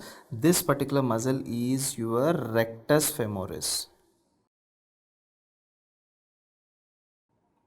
Rectus femoris. Okay, so it is coming all the way down to the center. Next important muscle is that you see another muscle that is originating above the intertrochanteric line, right? But whatever it is, don't look at the origin, look at how this muscle is passing. This muscle is passing laterally, so this muscle is your vastus lateralis. And if you look at this particular muscle passing medially, right, so medially this is called as what? Vastus medialis. One is your vastus lateralis, another one is your vastus medialis. Down here you see a muscle that is exactly passing in the center. This is called as vastus intermedius.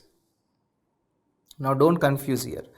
So rectus femoris is also passing in the center, but rectus femoris is coming from anterior inferior iliac spine, but this one is coming from the femur itself. Okay, so this is vastus intermedius. Next important thing I would like to tell here is that there is one very important clinical point which you need to know, right? So there are few important structures which you need to know over here. For example, let us say this important bursa. From the lateral side, if you are looking at your knee, if you are looking at your knee from the lateral side, this is the knee, right? This is your femur, and this particular structure is your tibial tuberosity down over here, right? And here you know that you have got patella. This is your patella. Okay, this is your patella. This is the structure over here, right? Now here in this, if you see clearly, that surroundings above in front of the patella, when you fall down, mostly the patella will be fractured, right? So what we need to do is that we need to provide some extra we need to provide some extra cushions, or let us say extra air bags in front of the patella, above and below the patella. So why do we need to provide them? Because of the cushioning effect, the patella will not be fractured. So let us say this air like bag, whatever is there, this is called as bursa. An open air cavity is called as your bursa. So there is a bursa in front of your patella. Okay, so in front of your patella you have got a bursa. This bursa is called prepatellar bursa. You have got a bursa above the patella, you have got a bursa below the patella also. Okay, so there are three important types of bursa which you have over here. So what are these three important types of bursa? See, one bursa located exactly in the front, you call it as prepatellar bursa. Prepatellar bursa. Bursa located on the top is called as suprapatellar bursa because it is located on the top. Suprapatellar bursa. Bursa located down over here is called as your infrapatellar bursa. So we have got three important types of bursa: suprapatellar bursa, prepatellar bursa, and infrapatellar bursa. Right now, for example, if the housemates, when they are kneeling down, right, and mopping the floor, so continuously what is happening, they are in contact with the floor, so there is a friction that is developed, right? So continuously the prepatellar bursa is in contact with the floor against the friction. So because of this, what will happen, this prepatellar bursa can undergo inflammation, right? So it can be infected. So this infected prepatellar bursa is called as a housemaid's knee. It's called as what? Housemaid's knee. Housemaid's knee. Housemaid's knee. Okay, so from now onwards, whenever you come across a case of housemaid's knee, so that is what? Prepatellar bursitis. That is inflammation of prepatellar bursa. Now, let us say in the church, right, when the church father, when he's kneeling down on a wooden plank, right, so his lower part of the patella usually touches this because the plank is slant like this. So when he's kneeling down, the lower part of the patella will touch. So he is called as a clergyman. So if he's kneeling down like that for a longer time, what will happen, his infrapatellar region also undergoes inflammation, and this condition you call it as clergyman's knee.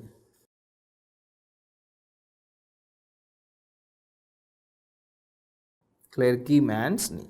So clergyman's knee is what? Clergyman's knee is nothing but infrapatellar bursitis. Okay. So two important clinical conditions I've told you here. One clinical condition is your housemaid's knee, right, which you also call it as prepatellar bursitis. Next important thing is infrapatellar bursitis, that is your clergyman's knee. These are the two important conditions which you have to remember. So and by the way, the next important condition which I already told, what is this? This condition is your Osgood Schlatter syndrome. Osgood Schlatter syndrome. Okay, right. Next here down, if you come here, if you look at this and examine what are the bursa which you can see over here, right? You see this particular thing over here is what? This is your prepatellar bursitis. Here also you see this is your prepatellar bursitis. Down here if you see, this is your patella, right? So this one is your patella. Below the patella you see a bursitis. This is called as your infrapatellar bursitis. In the same way here, this is the left leg, down to the patella you have got a bursitis here, infrapatellar bursitis. So these two are prepatellar bursitis, right? These two are prepatellar bursitis, and these two are infrapatellar bursitis. Infrapatellar bursitis. So these two are prepatellar and these two are your infrapatellar bursitis. So these are the muscles which I already discussed with you, right? So overall, if you look at the actions of all the compartments, okay, let us say how many compartments we have got in the lower limb? We have got the anterior compartment, we have got the posterior compartment, right?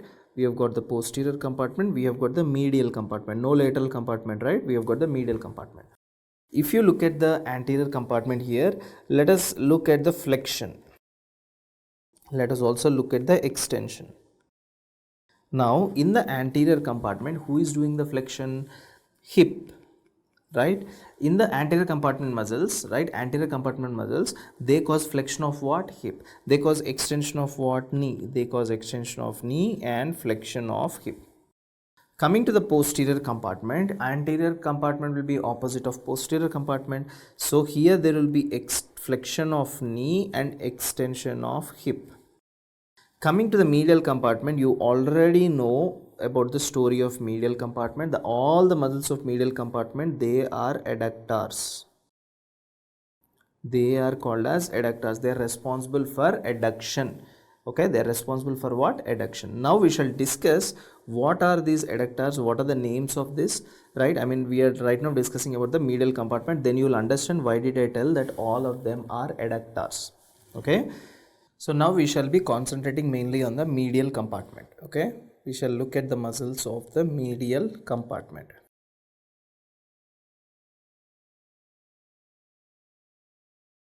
Now, if you look at the medial compartment, what are the important things which you can see? Now, in this medial compartment over here, you can see, right? First of all, let me draw this. This is your pubic tubercle, pubic crest, right? And this part is your, what is this? This is your obturator foramen, and here you have got your femur, right? And this is your greater trochanter, this is your lesser trochanter. Okay, next down here you have got your femur bone. This particular thing is your femur, and down here you have got your tibia. Here you have got your tibia. Okay, now what are the important muscles over here? The important muscles are the first important muscle, let us say it starts from the superior rami. So in the pubic bone, as I have already told you, we have got three rami: superior rami, middle rami, and inferior rami. Right? Superior pubic rami, middle pubic rami, and inferior pubic rami. Next important thing is that you also know that here you have got a line called as pectineal line. What is this line called? Pectineal line. So this line over here is called pectineal line. So if I am drawing a muscle that is attached all the way to this pectineal line, the name of the muscle will be pectineus muscle. Okay, so this particular muscle over here is called as your pectineus muscle. What is this muscle? This is called as a pectineus muscle. Now after this pectineus muscle, next you have got three more muscles. For example, from here there is a muscle that is attached to the shaft. Okay, so this is one muscle. Let us say another muscle over here that is coming down all the way, and again it is also attached to the shaft over here, right? And there is a third muscle. I'll draw this third muscle over here.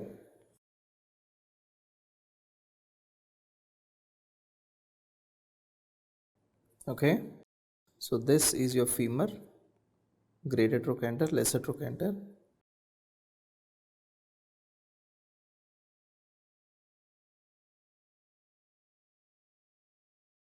Yeah, so here you have got a third important muscle. This third important muscle comes all the way like this and attaches like this. So this is a third muscle. So here how many muscles are there, guys? So we have got three important muscles. One muscle pectineus we have already discussed. So the rest are three important muscles which you have over here. So what are all these three important muscles? You have to keep in your mind. Okay, so what are all these three important muscles? So here you have got a muscle name that is B, here you have got C, and here you have got D. What is A? A is your pectineus muscle. Now coming to B, C and D, coming to B, C as well as D, what are the names of each and every muscle? See, now tell me, for example, when I'm contracting these muscles, let us say when I'm contracting pectineus or B or C, what is happening? When I'm contracting, my entire femur is moving towards the center of my body. Yes or no? My entire femur is moving towards the center of my body. So when I'm contracting them, the femur also moves in this way. Yes or no? So it means this action is called as abduction or adduction. Anything moving to the center of your body is called abduction or adduction. That is, anything moving to the midline of your body is called as adduction. So that is why all these muscles are called as adductors. So out of which the first one, A, is your pectineus muscle. Coming to B, C and D, out of these three muscles, which is a short muscle? Obviously B is a short muscle. Now compare B and C, which is short, B is short and C is long. Which is very large, that is D. Okay, so how do you name this, all these three things? So muscle, all these are your adductor muscles. So this is your adductor, here also adductor and adductor. So one is short, so you call it as adductor brevis. Okay, one is long, you call it as adductor longus, and one is large, D is large, so you call it as adductor magnus.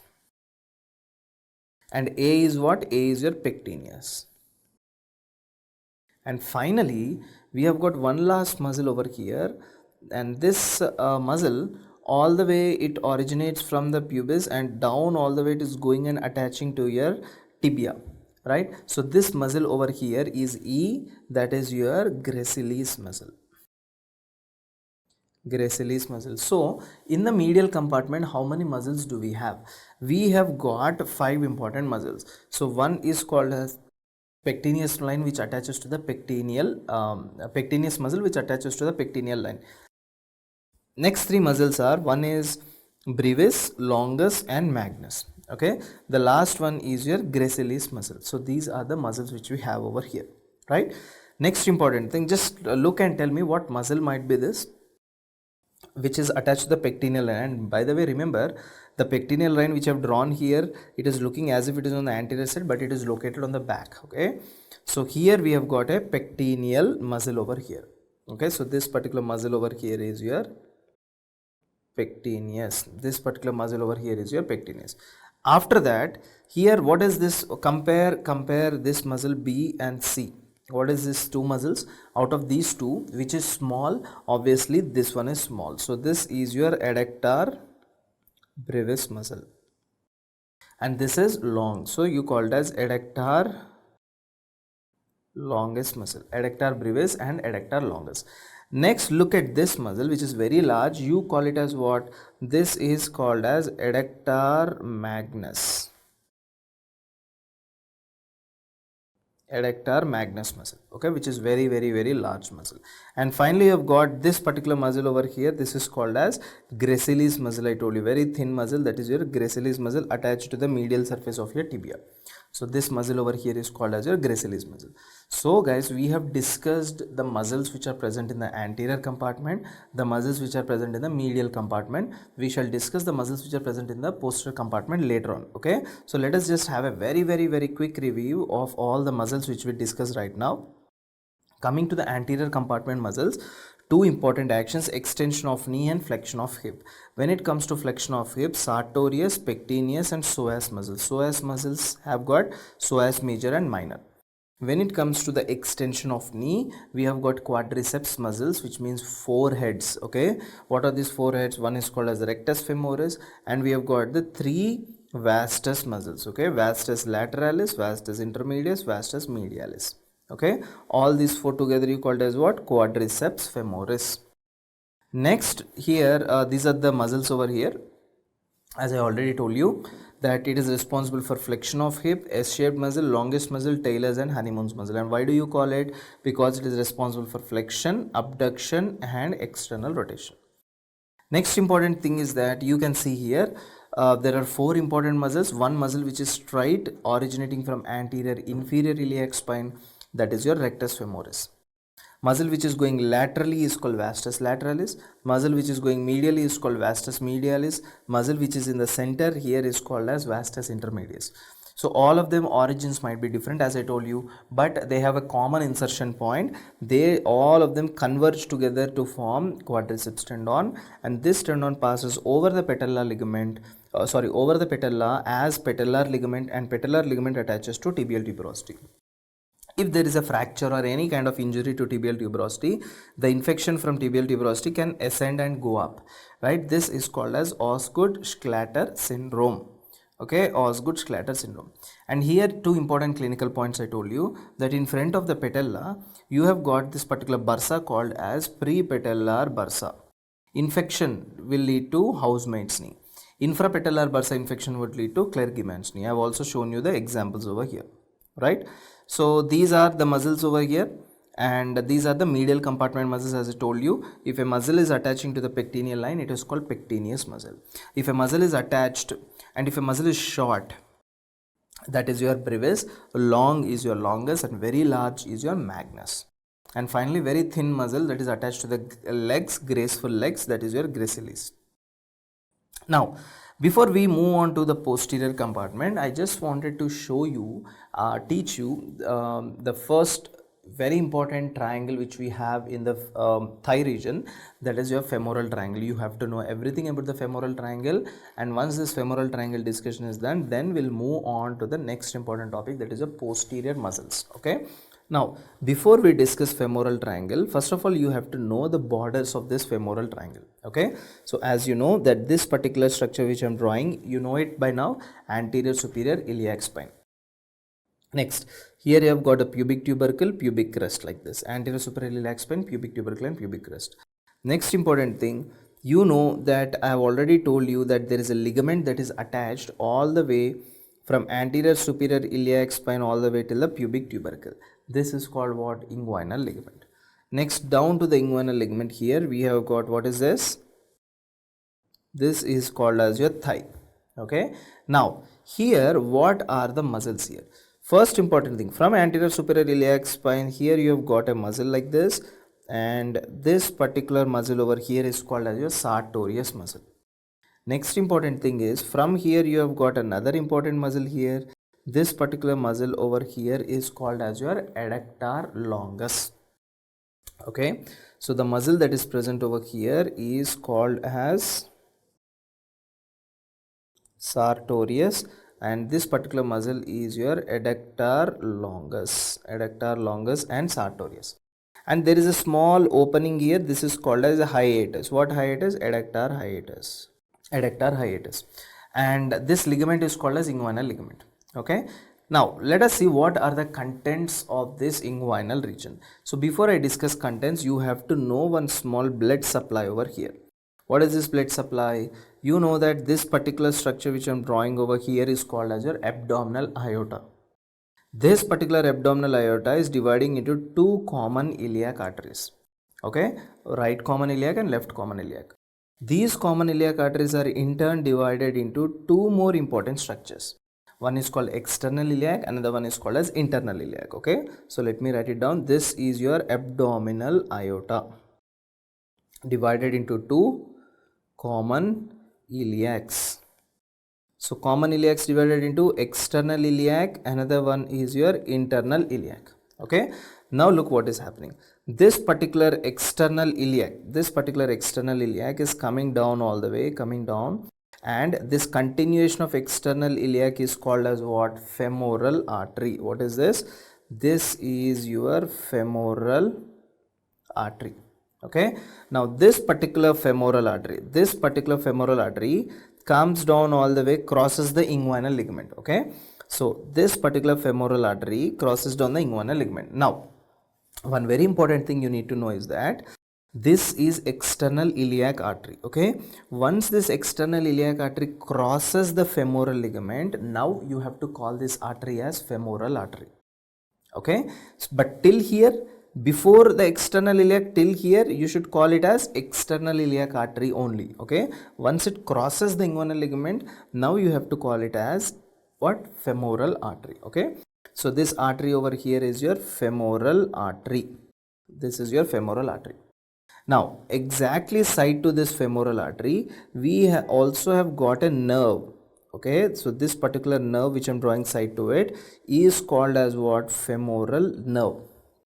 After that we have got a vein also like this. This vein is called as femoral vein. So what are the three structures which we have got? We have got femoral nerve, we have got femoral artery, we have got femoral vein. Okay, these are the three important structures which we have got over here. So this particular thing over here is your femoral artery, and this particular thing over here is your femoral vein, and this particular thing over here is your femoral nerve. Now if I ask you what are the structures that are located from lateral to medial, what will you tell? Femoral nerve, femoral artery and femoral vein. If I ask you what are the borders of femoral triangle, what will you tell? So there are three important borders. See, this is called as a base of the femoral triangle. This is called as the lateral border of femoral triangle. You see, this is called as what? This is called as a lateral border of femoral, this is called as a medial border of femoral triangle, and this is called as a base of femoral triangle. So femoral triangle has got three borders over here. What are those three borders? See, these are the three borders. So this is called as a base of femoral triangle. This is called as a lateral border, this is called as a medial border. Okay, now base is formed by what? Base is formed by inguinal ligament. Base is formed by inguinal ligament. Laterally, what do we have got? Laterally we have got sartorius. Okay, laterally we have got sartorius. Medially, what do we have got? Medially we have got adductor longus. So these are the three important muscles which we have. So inguinal ligament, sartorius and adductor longus. These are the three important muscles which we have. Now another important thing, another very important thing is that femoral artery and femoral vein, both of them, they are enclosed in a sheath like this. You see a sheath here. So this is a sheath that is enclosing both femoral artery as well as femoral vein. This sheath is called as femoral sheath. Okay, so what is this particular sheath over here? This sheath is called as femoral sheath. So we have got femoral artery and femoral vein within it. This sheath is called as femoral sheath. So if I ask you what are the contents of femoral triangle, what will you tell? What are the contents of femoral triangle? We have got femoral artery, we have got femoral vein, we have got femoral nerve. These are the contents. I did not ask you to arrange them. If when I tell you to arrange them, then arrangement will be different. I will tell you that in a minute. Now what I am doing is that I will remove this entire femoral sheath and put it outside over here and then teach you the other structures. Okay, so let us say this is a femoral sheath. Okay, this is a particular femoral sheath over here. I don't know, it's not straight, so let me make it straight. Right, so this is a femoral sheath over here. Now in this femoral sheath, what did I tell you? We have got femoral artery, femoral vein, right, and femoral nerve also. Now tell me, femoral nerve is located within the sheath or outside the sheath? Outside the sheath we have got femoral vein. So this is a femoral nerve that is located outside the sheath. Next, inside over here, what are the structures you basically see? Here you see a structure, here you see another structure. See here now. For example, here you come across an artery like this. You see this artery? So this artery which you are coming across is called as your femoral artery. After that, you come across a vein here. Okay, so this particular vein over here, you see here, this is called as your femoral vein. Okay, so what are these two structures? One we have got is a femoral artery, we have got the femoral vein.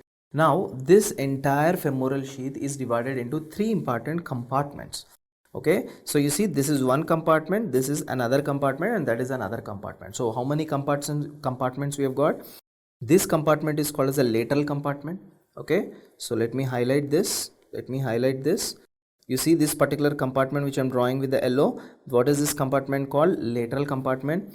After that, this particular compartment which I am highlighting with the green is called as intermediate compartment.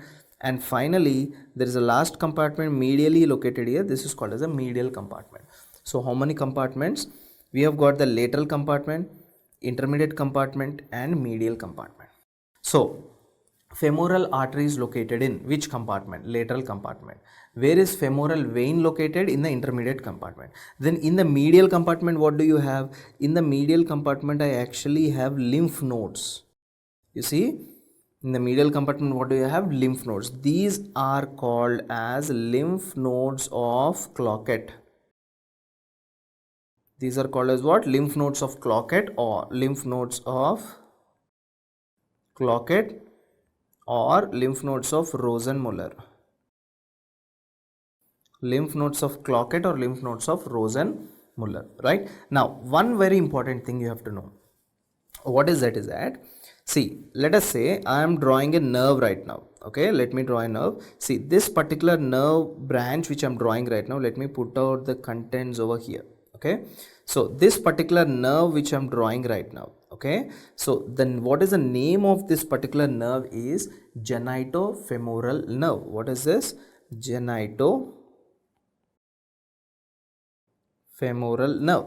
So what is the branches of genitofemoral nerve? Two branches, genital branch, femoral branch. Genitofemoral has having two branches. See, one branch is this and this is another branch. So what are these two branches? This branch is called as a genital branch and this is called as a femoral branch.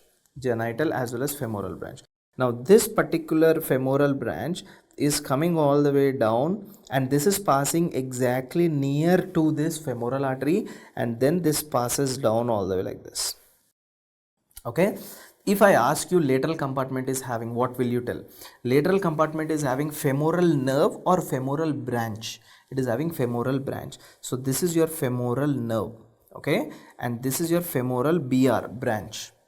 So lateral to medial, if I ask you what are the structures, what will you tell? First, femoral nerve, then femoral branch of genitofemoral nerve, third femoral artery, fourth femoral vein, and next we have got lymph nodes of Rosenmuller. Okay, lymph nodes of Rosenmuller. These are the structures which we have got from lateral to medial. And what is this? This is your femoral sheath, right? Don't forget that this is your femoral sheath. This particular one is your femoral sheath.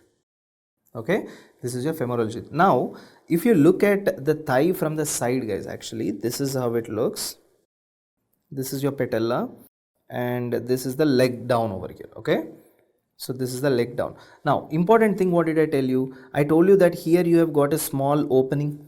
This opening is called adductor hiatus, right? So actually if you see, there is an opening like this, and this opening, you see, this opening is guarded by a canal like this.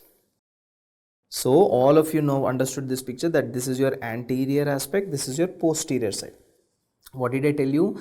I told you that there is an artery that is coming down like this. What is this artery? Femoral artery, right? You see, femoral artery, the pink here. So actually what will happen is that this femoral artery will enter into the femoral triangle, into the femoral sheath, and this femoral artery is making a hole here and it passes all the way to the back side. It means it is making a hole in the front, right? You see, this is your femoral artery coming down, making a hole, and then it is passing through this canal and then it is coming out onto the back. Okay, so this opening on the back side, what you have is called as your adductor hiatus, and this particular canal which you see over here is called as adductor canal or Hunter's canal. Adductor canal or Hunter's canal, adductor canal or Hunter's canal, right? So just look at the patient here. This is a patient of a road traffic accident where there is complete damage to his femoral triangle, femoral artery also. You can, I'm not sure, but if you can see here, so this is a accident victim of a road traffic accident here. You see all the muscles, all the tendons are torn off, right? They are completely torn off here. You see all the tendons are torn off. So, and moreover, this patient femoral artery was also cut. We have done a Doppler, right? The arterial Doppler, venous Doppler in both of them. The Doppler scans, there was no flow, actually there is no Doppler flow there, so we had to amputate this patient. So you see this is your femoral sheath. Now in this femoral sheath, now you tell me what are the contents over here. So this particular content, what is this? This is called as your femoral artery. Okay, along with femoral artery, what is this? Femoral nerve or femoral branch? This is your femoral branch of what? Genitofemoral nerve. In the intermediate compartment, what is this? You have got the femoral vein, and what are these lymph nodes? Lymph nodes of Cloquet. Okay, lymph nodes of Cloquet which you have over here. So in the picture down over here, you can see this is your femoral artery. You see, this is your femoral artery. You see how thick it is. Sometimes there can be aneurysm of femoral artery, right? You see the aneurysm which has been developed over here. So there can be sometimes aneurysm of femoral artery as well. Now we have discussed enough. Now another important aspect I want to tell you here is that you all guys know right now what is the base formed by. What is it formed by? Inguinal ligament. Lateral wall formed by what? Sartorius. Medial wall formed by what? Adductor longus. So if you look at the picture here, this particular muscle which you can see over here, right? So this particular muscle is called sartorius. What is this called? Sartorius muscle. Next, so this particular muscle which you can see over here is called as, what is this muscle called as? Adductor longus. This particular muscle is called adductor longus. One is sartorius, one is adductor longus. Next, in the floor of femoral triangle also, you have got three important muscles. You see here, how many muscles you have got in the floor? You see, here you have got one, here you have got two, here you have got three. There are three important muscles that are located in the floor. You can remember this by a mnemonic flip, F-L-I-P-P, flip. Okay, what does this flip stand for? F stands for floor. F stands for what? Floor. Okay, so floor is having muscles. What are these muscles? I. What is I here standing for? Iliacus. I here stands for iliacus. Second, P stands for psoas major. Psoas major. And third important thing, P stands for pectineus muscle. Pectineus muscle. So how many muscles we have got over here? Three muscles: iliacus, psoas major, and pectineus muscle. These are the three important muscles that are located. So flip. F stands for floor. IPP, iliacus, psoas major, and pectineus. These are the muscles which we have got over here, right? So all these together comprise the femoral triangle over here. So this is one of the very important topic which you need to understand. So now we shall be focusing on the posterior compartment.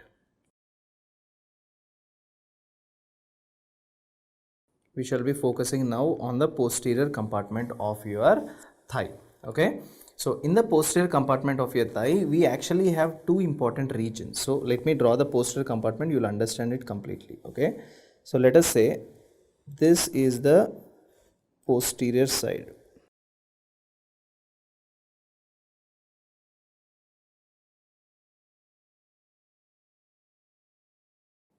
So this is the posterior side. Now in this posterior side, what are the important things you can see over here? See, this particular part over here is called as your gluteal region. What is this? This is called as your gluteal region. Next, down from all the way here till here, this entire part is called as the back of the thigh. This entire region is called as the back of the thigh. So two important regions you have got. One is called as a gluteal region and the other one is called as your back of the thigh. So the muscles that are located in the back of the thigh are called as hamstring muscles. What are these muscles called? Hamstring muscles. So one region you have got is the gluteal region and the other region you have got is the back of the thigh, which are also called as the hamstring muscles. So first we shall write down what are the list of muscles that are located in the gluteal region. Then we shall look out what are the muscles that are located in the back of the thigh. And after that, their actions, you know the actions, right? Because I've drawn a box in the starting, you remember that flexion, extension, hip and all, right? So that is the actions there. And coming to the nerve supply, we shall discuss right now. So now we shall discuss regarding the muscles of your gluteal region.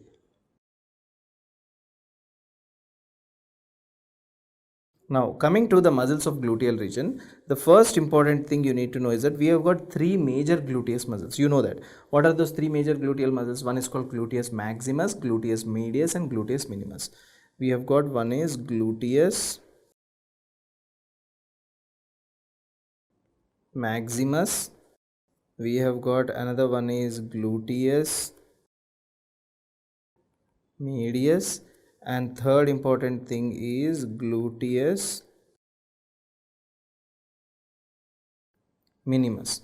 Gluteus maximus, gluteus medius and gluteus minimus. Okay, these are the three important gluteal muscles which we have got over here. Now apart from these three important gluteal muscles, we have also got another important group of muscles. They are remembered by the mnemonic top Q. Okay, top Q. What are this top Q? The fourth important muscle T stands for tensor fascia lata. Tensor fascia lata. T stands for tensor fascia lata. Fifth important system O stands for obturator internus. Obturator internus. Sixth important thing stands for P stands for piriformis. Piriformis. Seventh important thing stands for quadratus femoris.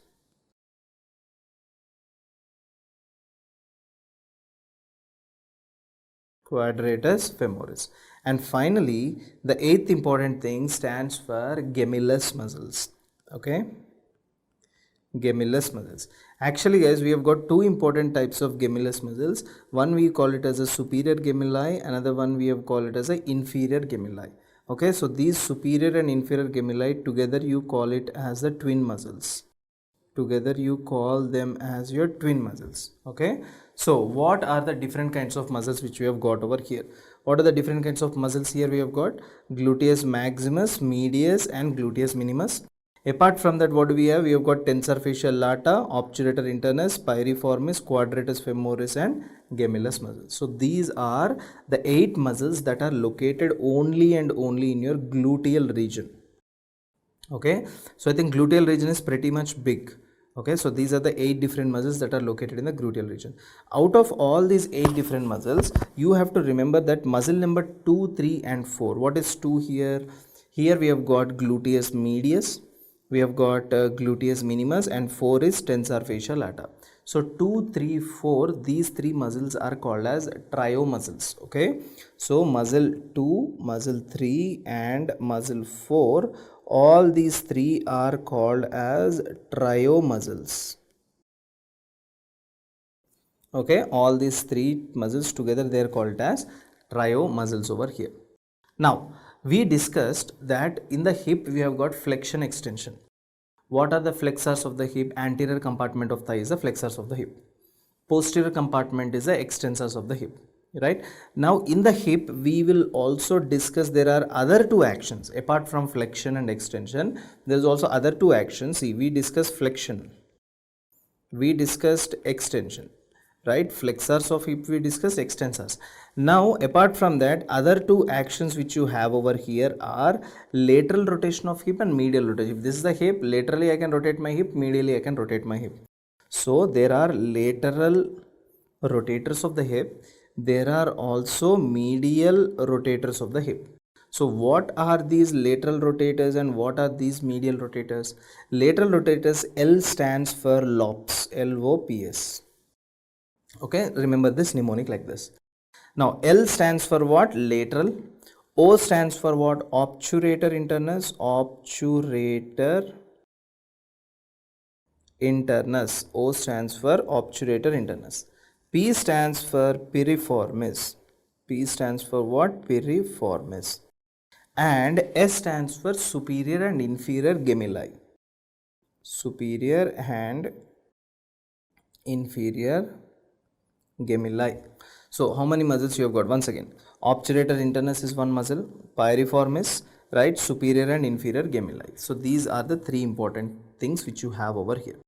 Right, so all these 3 muscles together, what do they perform? They perform what? Hip lateral flexion of your hip, lateral rotation of your hip. Coming to the medial, what are the muscles that perform the medial rotation? We have got gluteus medius, we have got gluteus minimus. Gluteus medius and gluteus minimus, these are the 2 important muscles. So how do you remember this? See, MEDI, what does MEDI stand for? MEDI stands for medius. Medius ke niche kya hoga? Minimus. Okay, below the medius it is minimus. So these are the muscles which perform the medial rotation of your hip. One is lateral rotation, one is medial rotation. Now let us look down the nerves that are supplying here. What is the nerve supply? Okay, so if you have to look at the nerve supply, let me draw the central nervous system like this, right? And let me draw the anterior, this is your anterior surface of your thigh, you know, anterior suprailiac spine, pubic tubercle. So this will be your anterior surface of your thigh. Okay, next after that, this is the posterior surface, back side. Okay, this is the back side and this is your back of your leg. This is your back of your leg. Now what I'll do is that I will start writing down the segments over here. Let us say this is L2. I know it is not L2. It is not L2 obviously, but for just for a theoretical purpose over here, right, I'm just writing it as L2, right, to make you understand better. So L2, and we have got L3 over here, right, we have got L4, we have got L5, and after L5 we have got S1, S2, S1, S2 and S3. These are the structures we have got. Now what I'm trying to tell you is that nerves coming out of L2, L3 and L4, all these three nerves together, you come across a nerve here, right? And this particular nerve will further divide into two more branches. See, the one branch that is coming down all the way and the other branch that is supplied to the medial side like this. One branch coming down and the other branch supplies to the medial side. So now you tell me, what is this particular nerve over here? This particular nerve over here is called as your femoral nerve. So if I ask you what is the root value of femoral nerve, what will you tell? L2, L3 and L4. Next, what is this nerve that is supplying the medial compartment? This nerve is called as your obturator nerve. So again, if I ask you what is the root value, the same root value, L2, L3 and L4. Now when it is coming onto the posterior side, it is bit different. Okay, so all these nerves, they start originating from L4. Okay, they start originating from L4. So from L4, L5, S1, S2 and S3, from all these three you see a very thick nerve that is passing down. This very thick nerve which is passing down is called as your sciatic nerve. What is this nerve called as? This particular nerve over here, you call it as sciatic nerve. Okay, now this sciatic nerve comes down all the way down till here and ends here. Okay, it ends here. Now from here what is going to happen? This particular sciatic nerve continues down as a nerve, and this nerve which I have drawn over here exactly located in the back of your thigh, not in the gluteal region, in the back of your thigh, this is called as tibial nerve.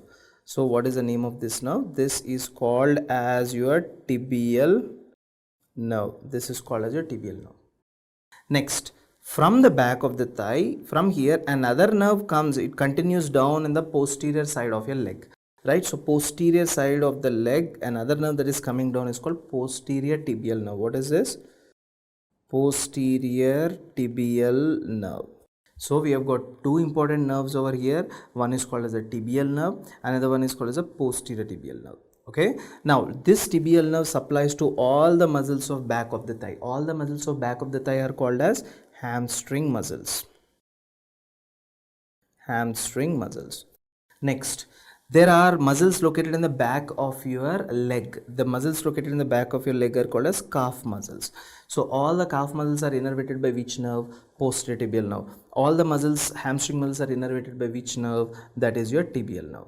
Now this sciatic nerve gives off one more branch. Let me draw it with another color. This gives off another branch like this. You see, this particular branch over here is named as common peroneal nerve. Common peroneal nerve. When I tell common, it means that nerve is about to divide into two other branches, right? Only then I tell it as common peroneal nerve. Now this particular common peroneal nerve is going to divide into two branches, one branch here and the other branch here. Now tell me, out of these two branches, which branch is superficial? See, this particular branch is towards the skin, superficial, and this branch is much more deeper inside. So what are these two branches over here? This is called as superficial peroneal nerve. Okay, this is called as superficial peroneal nerve, and this one is called as deep peroneal nerve. One is called superficial peroneal, another one is called as your deep peroneal nerve. Okay, so these are the important things which you need to know. Now what are the important clinical points which you need to know? But before that, let me tell you one thing. I told you in the thigh we have got how many compartments? Three compartments, right? Anterior compartment, posterior compartment, medial compartment. Lateral compartment is absent.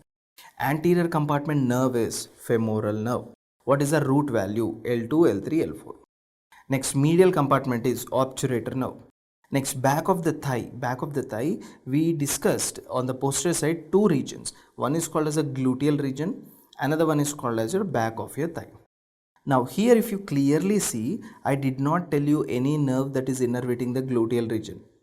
You see, but I told you what is the nerve that is supplying your back of the thigh? That is tibial nerve. What is the nerve that is supplying your calf region? That is your posterior tibial nerve. Okay, but I did not tell you the nerve supply of your gluteal region. I will tell you later on. But before that, we will first finish up the clinical part over here. What is the clinical part is that, for example, if femoral nerve is injured, right, what will happen? The anterior compartment muscles, they stop working. So what is the most common cause of femoral nerve injury? That is gunshot wound. Okay, so an important clinical point over here is that most common cause of an important clinical point over here is that most common cause of femoral nerve injury, most common cause of femoral nerve injury is what? Gunshot wound. Gunshot wound is the most common cause of femoral nerve injury. Next important thing is that, for example, this is one very important point. The second important point is that, for example, if a patient is having damage to obturator nerve, what will be the symptoms? For example, if the patient having symptoms of obturator nerve damage, obturator nerve damage or injury. So what will be the symptoms is that, on the see, obturator nerve supplies your medial surface. On the medial surface, patient will have very severe pain. Okay, pain, and patient will have paresthesia on the inner side of your thigh. Okay, patient will have very severe pain and paresthesia. Where does he have this? On the inner thigh. On the inner surface of the thigh, there is pain and paresthesia. So this particular condition is called as Romberg sign. So the complete name would be Hauschip-Romberg sign. This particular condition would be called as Hauschip-Romberg sign. Okay, so this is what Hauschip-Romberg sign. Next important thing is that, we have got a nerve called as common peroneal nerve. Just now I discussed, right? We have discussed common peroneal nerve.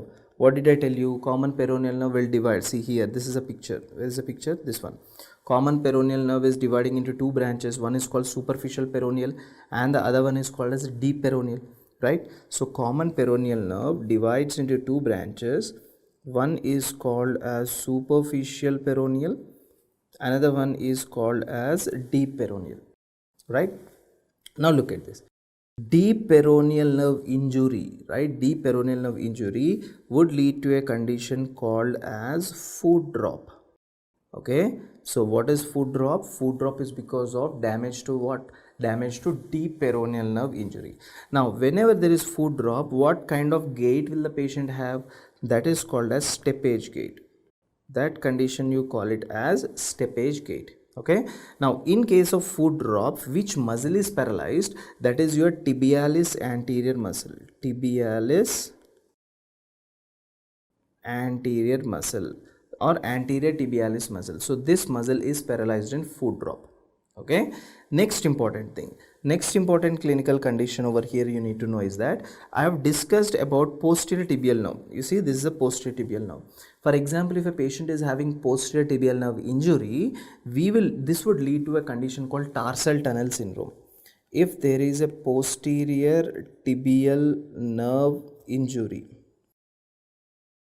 posterior tibial nerve injury, this would lead to a condition called tarsal tunnel syndrome. This would lead to a condition called as tarsal tunnel syndrome. Okay, so this is another important thing which you need to know. Okay, now next important thing is that regarding another important clinical point, to tell that you have to know what are the nerves that are innervating let us say gluteal region. Okay, but before that, let me show to you how does this foot drop, how does the steppage gait look, right? So this is how the steppage gait looks. You can see how she is walking. Look at her. When she'll go back, you'll understand. Right, now tell me, her left leg is having a problem or right? You see the right leg, this is called as a high stepping gait, which you can see. Okay, you can see the high stepping gait over here. So this is what is called as your steppage gait. Okay, steppage gait.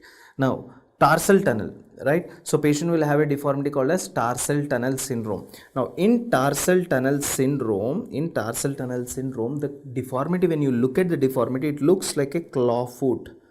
How does it look like? Claw foot. So you call it as claw foot deformity. You call it as claw foot deformity. So I'll show you the picture of claw foot deformity now. right? You see these you see these fingers over here, right? They are clawing like this. So this is called as claw foot deformity. And such kind of fingers like this, these are called as hammered toes. Hammered toes. So hammered toes you see in case of claw foot deformity. Hammered toes you see in case of claw foot deformity. Okay, so this is one of the very important thing which you need to keep in your mind. Now coming to the nerve supply, we have discussed the nerve supply of anterior compartment, medial compartment, posterior thigh and posterior leg. Now we will discuss the nerve supply of the gluteal region alone. Okay, so before I discuss nerve supply, you have to understand one thing. Let us write down the root values first. Let us start root value from L4. Now when I start from L4, tell me the next three numbers. Okay, tell me the next three numbers, I mean the next two numbers. So L4, after L4 we have got L5, then we have got S1. Okay, now the next three you have to start from L5. So from L5 I am starting L5. L5 ke baad what will be there? S1, then S2. The next three you have to start from S1. Now S1, S2, S3. The next three you have to start from S2. It is S2, S3 and S4. So these are the root values of the nerves that are innervating your gluteal muscles. For example, from L4, L5 and S1, the nerve that comes out is superior gluteal nerve. What is the nerve that is coming out? Superior gluteal nerve. Next, L5, S1 and S2, the nerve that is coming out is inferior gluteal nerve. Inferior gluteal nerve. If one is superior, another one will be inferior. Next, S1, S2 and S3, this is the nerve that supplies to the skin on the thigh, back of the thigh. So how will you tell this nerve? Posterior cutaneous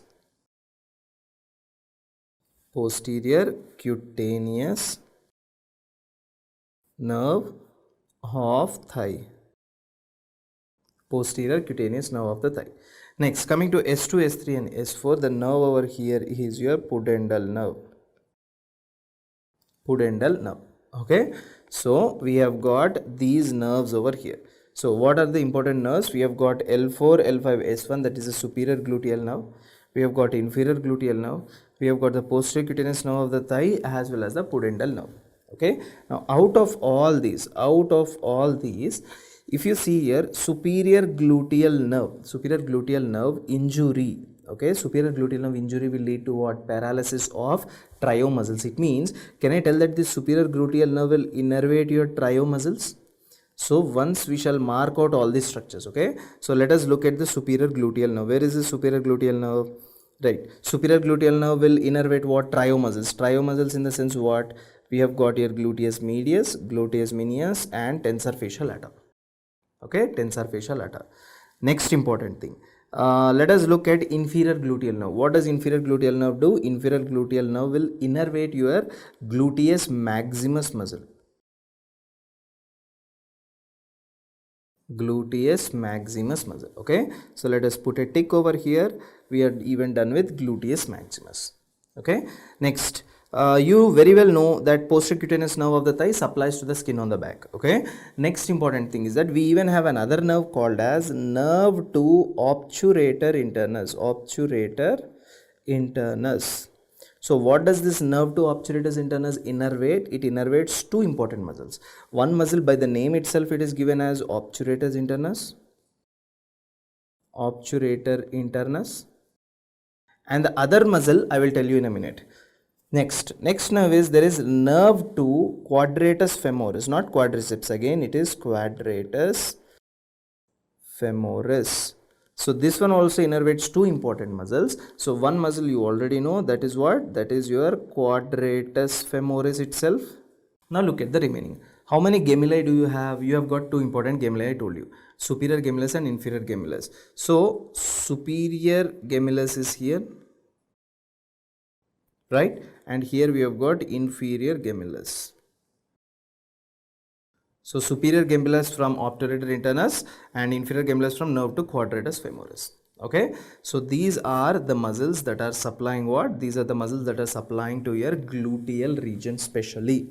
So we have discussed all the muscles of anterior compartment, all the muscles of medial compartment, and in the posterior compartment we discussed regarding the gluteal muscles.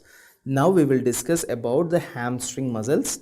Very easy, only 3 to 4 hamstring muscles are there. So we'll discuss about these hamstring muscles. But before we discuss these hamstring muscles, first of all we will discuss one very important clinical point. Okay, after that we'll discuss the hamstring muscles. So what is that clinical point? For example, if you look at the tibia, what is this? This particular structure over here is your fibula, right? Sorry, femur. I'm sorry, this is femur. Next, beneath your femur, you have got, what is this? This is called as your tibia.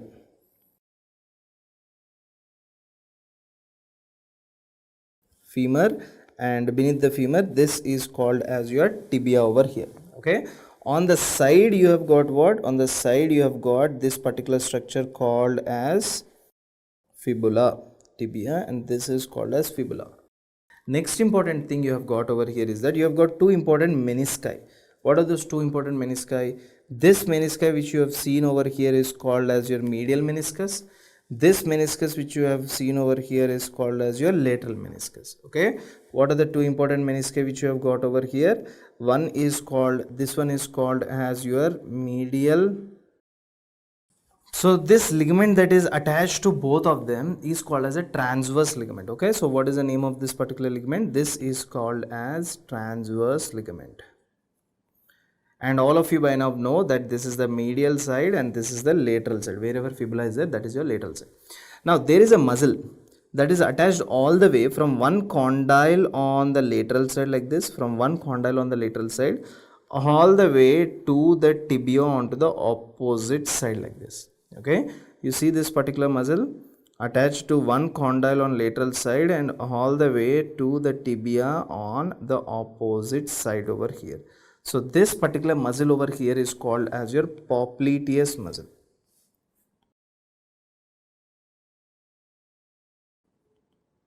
This muscle over here is called as your popliteus muscle. Okay, now popliteus muscle, see, having popliteus muscle is really good because popliteus muscle is really good for this lateral menisci especially. Why? Because of this popliteus, this supports the lateral menisci, and there is no support to medial menisci because there is only one popliteus. So out of lateral menisci and medial menisci, which injuries are more common? Medial meniscal injuries are more common in compared to lateral meniscal injuries. Why? Because of the absence of popliteus onto the medial side. Okay, so which injuries are more common? You need to know this. That is the medial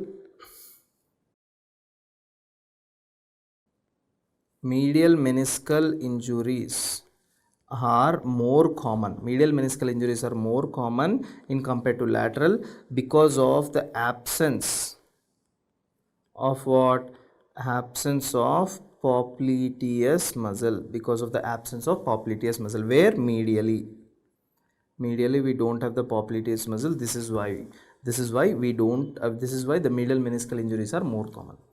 Now coming to the muscles of the back of your thigh. Coming to the muscles of the back of your thigh. Coming to the muscles of back of your thigh, all these muscles over here are called as hamstring muscles.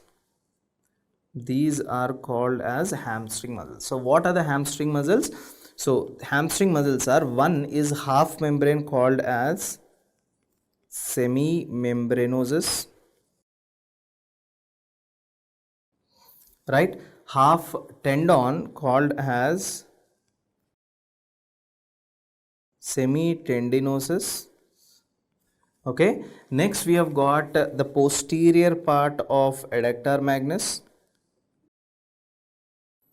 Posterior part of adductor magnus. Okay, and finally we have got the biceps muscle, that is your biceps femoris. Biceps femoris. Okay, how do you remember? Remember it by the mnemonic MY tab. Okay, M stands for membranosus, T stands for tendinosus, A stands for adductor magnus, and B stands for biceps femoris. Now, one very important thing you need to know, that adductor magnus you already discussed in the medial compartment. Then why there is again adductor magnus in the posterior compartment? This is a posterior part of adductor magnus. Then that adductor magnus in the medial compartment is anterior part of adductor magnus. Okay. So in the medial compartment muscles, this adductor magnus, whatever we discussed over here is what? This is your anterior part of adductor magnus, and this adductor magnus which I am discussing right now is a posterior part of adductor magnus. Okay. So don't confuse with these things. Here it is posterior, back side will be posterior, and the medial side will be the anterior part. Okay, so this is the important thing which you need to know. So once again, we have actually discussed all the muscles in the thigh region. So in all the muscles of the thigh region, what did we discuss, guys? Let us just have a quick recap of all these things. We have discussed the thigh muscles into 3 compartments: anterior compartment, posterior compartment, medial compartment. In the anterior compartment, we discussed flexion of hip, extension of knee. Right. So when it is coming to the flexion of hip, we discuss rectus femoris and 3 important vastus muscles. Vastus 1 to the lateral side, vastus lateralis, vastus intermedius, onto the medial side, vastus medialis. So rectus femoris and these 3 vastus muscles, 4 of them together, you call it as what? You call all of these 4 together as quadriceps femoris muscle. Okay. Next important thing is that if you look at the other group, that we have got sartorius there. Okay, we discussed about the sartorius. We even discussed about the medial compartment. Medial compartment, the muscle that is attached to the pectineal line is your pectineus muscle. Then we have got 3 important adductor muscles. One is brevis, short muscle. One is longus, long muscle. Another one is large, that is magnus. Magnus there, it is called anterior or posterior anterior part. Okay. After that, coming to the back of the thigh. In the back of the thigh, we discuss muscles of gluteal region and muscles of back of the thigh. Coming to the gluteal region, I told you gluteus maximus, medius minimus. These are the 3 main muscles. After that, you have got top Q. T stands for tensor fascia lata. O stands for obturator internus. P stands for piriformis. Okay, and Q stands for quadratus femoris, and superior and inferior gemelli also we have got, which you also call it as trio muscles, right? Back of the thigh, when it is coming to back of the thigh, we discussed about semimembranosus, semitendinosus, posterior part of adductor, as well as biceps femoris muscle. Okay, so these are the muscles that are located on the back of your thigh. So now we shall be discussing regarding the arterial supply of your lower limb. Okay, so we shall discuss regarding the arterial supply of lower limb. Now coming to the arterial supply of your lower limb, what are the important things you need to understand over here? So coming to the arterial supply, so this is your thigh over here, right? This is your thigh and patella, and this is your leg over here, right? Now you all know that here we have already discussed that there is a ligament that is called as inguinal ligament. We also discussed there is a muscle over here, and this muscle is S-shaped muscle called as sartorius muscle. In the same way, we have also discussed an adductor magnus muscle. So we have got the sartorius here, and this triangle which we already discussed is called as a femoral triangle, right? Now in this femoral triangle, what did I tell you previously? I told you one very important thing. That we have got an aorta called as abdominal aorta. Abdominal aorta dividing into 2 common iliacs, I told you. So these 2 common iliacs are dividing into external iliac as well as internal iliac. This particular external iliac artery continues down and crosses the inguinal ligament as an artery down here. This is called as femoral artery. This femoral artery passes through this particular opening. You see, femoral artery passes through this particular opening and comes onto the posterior side. This was a thing which I told you, right? Now let me draw the posterior side also. So this is the posterior side. Now here one very important thing you need to know, that this particular artery, right, let us say this is your external iliac artery. External iliac artery external iliac artery is continuing down as what is this? This is called as femoral artery.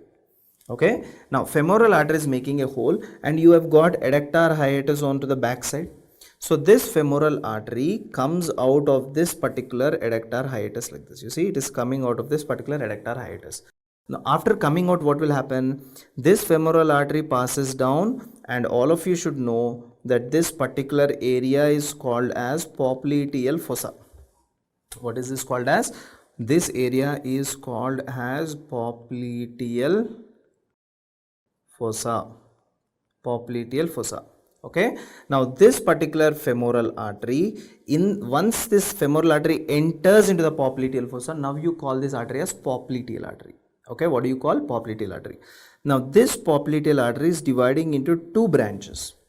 Okay, now one branch, what is happening? Again, this branch is making a hole onto the back and this branch comes on from the anterior side like this. You see, this branch is coming from the anterior side.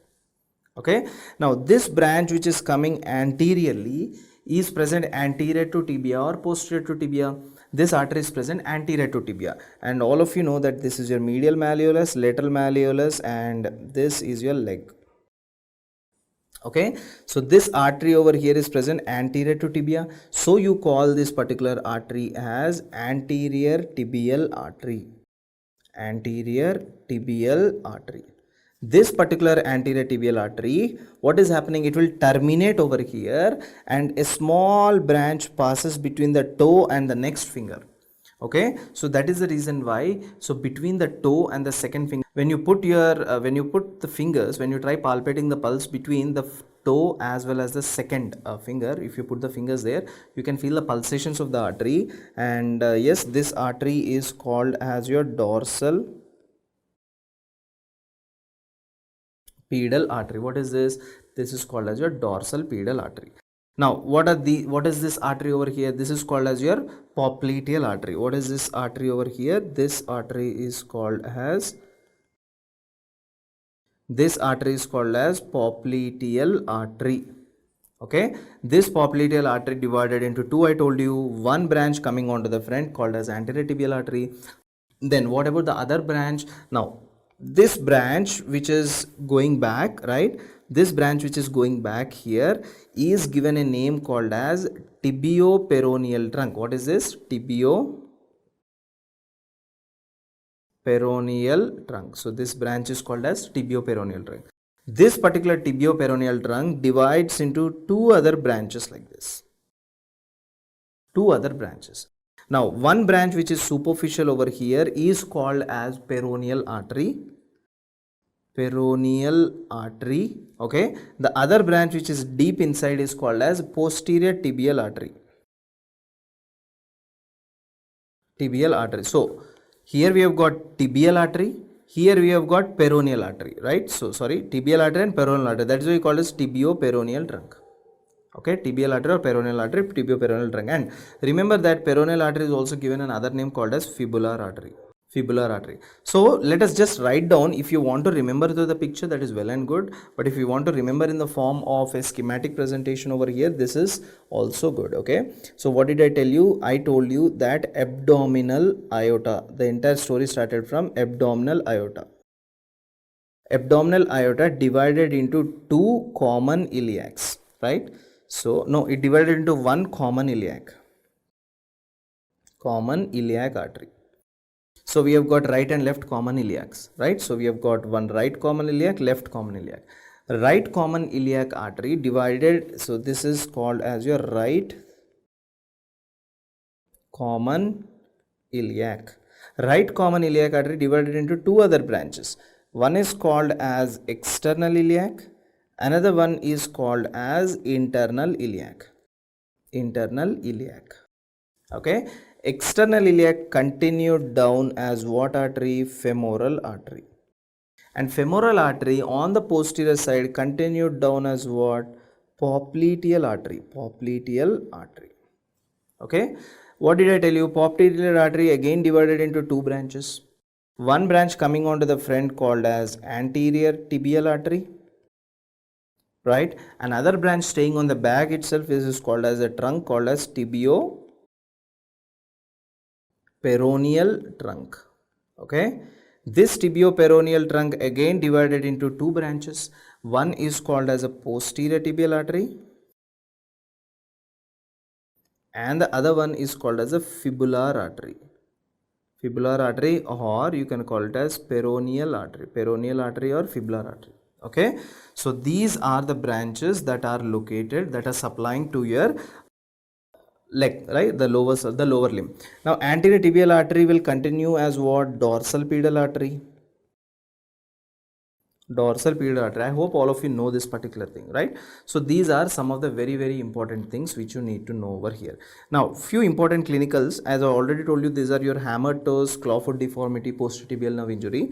Next important thing is that you see this tendon over here, right? This is a tendon of a muscle called plantaris. I will discuss about that in a minute. Okay, plantaris, this is a tendon of a muscle called plantaris. Okay, next, this tendon which you can see here, this is a tendon in the upper limb called palmaris longus.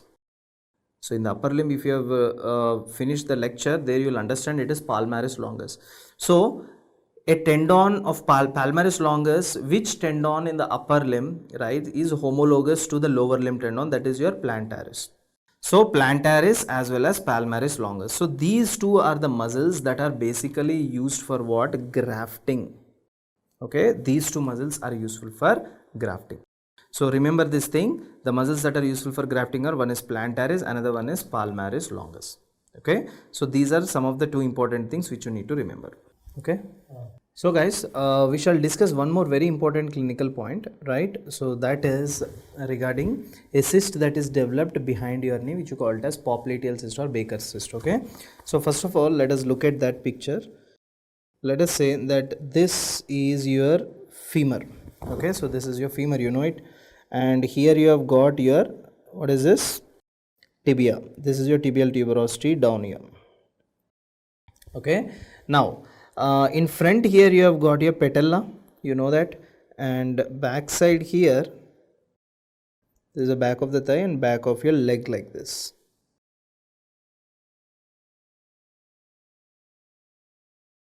Right, now in this particular picture, if you see, right, you know that the synovial sheath, basically if you look at the synovial capsule and all, you have got many layers. For example, you can see these layers only from the front side very clearly. From the side you cannot see it, but let me try drawing it from the side. See here, on the side you have got some layers like this. For example, if you look at the picture from the front view, it would be much more better. So let us say anteriorly we have got this one as your femur, and this is your tibia like this. This is your tibia, and very important thing you need to know is that outermost layer of the synovial joints, right? If you take a synovial joint, right, outermost layer is called as a fibrous layer.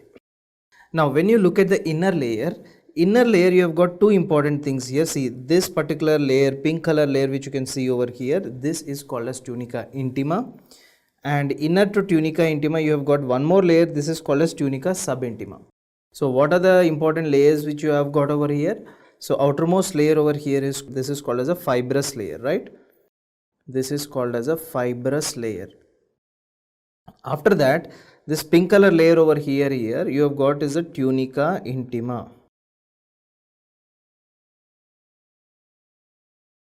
Then the next important layer is tunica subintima. Tunica intima and tunica subintima. So tunica intima and tunica subintima together, you call it as a synovial layer. Synovial layer. So how many layers you have got over here? One layer we have got is a fibrous layer, and the next important layer over here is your synovial layer. Okay, so synovial layer we have got tunica intima and tunica subintima. Now what will happen is that, see, if you are looking from the side, what will happen is that, for example, you know that inside you have got a lot of fluid. This is your synovial fluid. Sometimes whenever, because of, let us say if you are jumping, right, what will happen, mostly this is seen in the sports persons, right, when they're jumping, right, in sprinting and all. So the pressure from the femur will fall down onto the tibia. Now because of this, this synovial fluid in the center is compressed. Now because of this compression, what is exactly happening here? Because of this compression, what is exactly happening? What is exactly happening is that you see an outpouch of this membrane here like this, and within this outpouch membrane you see a lot of fluid over here, right? So this particular outpouch which you can see is called as a popliteal cyst. This is called as popliteal cyst, okay, popliteal cyst, or you call it as a Baker's cyst. Popliteal cyst, or you call it as a Baker's cyst, okay. So if you look at the picture over here, you see this is a popliteal cyst or the Baker's cyst. So let us see the surgery of how you remove this popliteal cyst or a Baker's cyst here. So very fastly, let me show it to you. So they are right now opening the popliteal region, they are operating on the popliteal region. So once the incision is made, now look here, slowly you'll see, look at the cyst. This is the fascia. Now they are cutting down the fascia, right? Once the fascia is cut down, you see slowly, you see the cyst there now. You see the cyst here. This cyst is called as your popliteal cyst, right? So sometimes you can do excision of the cyst completely, or sometimes spontaneously the cyst might rupture sometimes, okay. Yeah, this is the complete cyst, okay. Sometimes what can happen is that the cyst can even rupture. So whatever it is, this is your popliteal cyst. So if the cyst size is more, obviously you do a surgery and remove it, okay. So this is what you need to know here.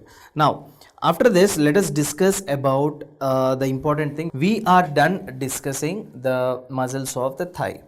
Now next we shall discuss is the muscles of the leg region, okay. So we shall discuss about the muscles of the leg. So we shall look what are the layers that are present in the leg. Muscles of leg. Now in the muscles of leg, how many compartments you have got first of all, okay. So all of you just look here. Let us say that, let me draw the outermost region. What is this outermost region called as? This outermost region which you can see over here is called as your skin. Beneath the skin, you have got the next important layer. This next important layer beneath this is called as your, what is this? Superficial fascia. Skin, after skin, what do you have? You have got superficial fascia. After this superficial fascia, the next important layer which you have over here is called as your deep fascia. So one is skin, superficial fascia, and the last one is your deep fascia. Next, here you have got a bone called as femur. So this particular bone over here is called as your, it is your fibula, not femur bone. This is your fibula. And down here you have got another bone. This is called as your tibia. Fibula as well as your tibia. So wherever fibula is there, that side is called as the lateral side. So it means this is your lateral side. So the opposite side will be your medial side, okay. Now there is actually a membrane that is present between fibula and tibia. This is called as interosseous membrane. What is it? Interosseous membrane. So from the deep fascia, you see a membrane that is coming and attaching to the fibula. You see another membrane that is coming and attaching to the fibula. Now in the same way, there is another membrane that is coming all the way and attaching to the tibia in this way, okay. So let me draw it little more broader over here. Yeah, this is the thing. So now if you see over here, how many compartments do you have? We have got mainly 3 important compartments. See, this is called as an anterior compartment, this is called as a posterior compartment, and this is called as a lateral compartment. So how many we have got? We have got 1, we have got 2, and this is 3. Now when you look at the posterior compartment, within the posterior compartment there are 2 more compartments. So this is called as a posterior superficial compartment, and this is called as a posterior deep compartment, okay. One we have got is a posterior superficial, and the other one is called as a posterior deep compartment. So these are the compartments which we have, okay. So let me just write down here. This is your anterior compartment, this is your posterior compartment, okay, and we have got the lateral compartment. We don't have the medial compartment here, okay. Now I will tell you the muscles of anterior, posterior and lateral compartment, but before that we have to discuss what is the artery, what is a vein, what is the nerve that is present in each and every compartment, okay. Now if we write down the artery, let us say this is an artery that is present in the anterior compartment. Now tell me, This artery is in front of tibia or back of tibia? It is in front of tibia. So anterior tibial artery. Okay, if you still remember that when I was discussing the blood supply here, blood supply anterior to tibia, what artery I have got? Anterior tibial artery. Okay, I hope you remember this. Posterior to tibia, what do I have? Posterior tibial artery. Okay, just remember this. So anterior to tibia, I have got an artery called as anterior tibial artery. Now when I tell anterior tibial artery, there should also be a vein over here called as anterior tibial vein. Okay, after that we even have to draw a nerve over here. The nerve is DPN. What does DPN stands for? DPN stands for deep peroneal nerve. Deep peroneal nerve. Anterior tibial artery, anterior tibial vein, and deep peroneal nerve. Okay.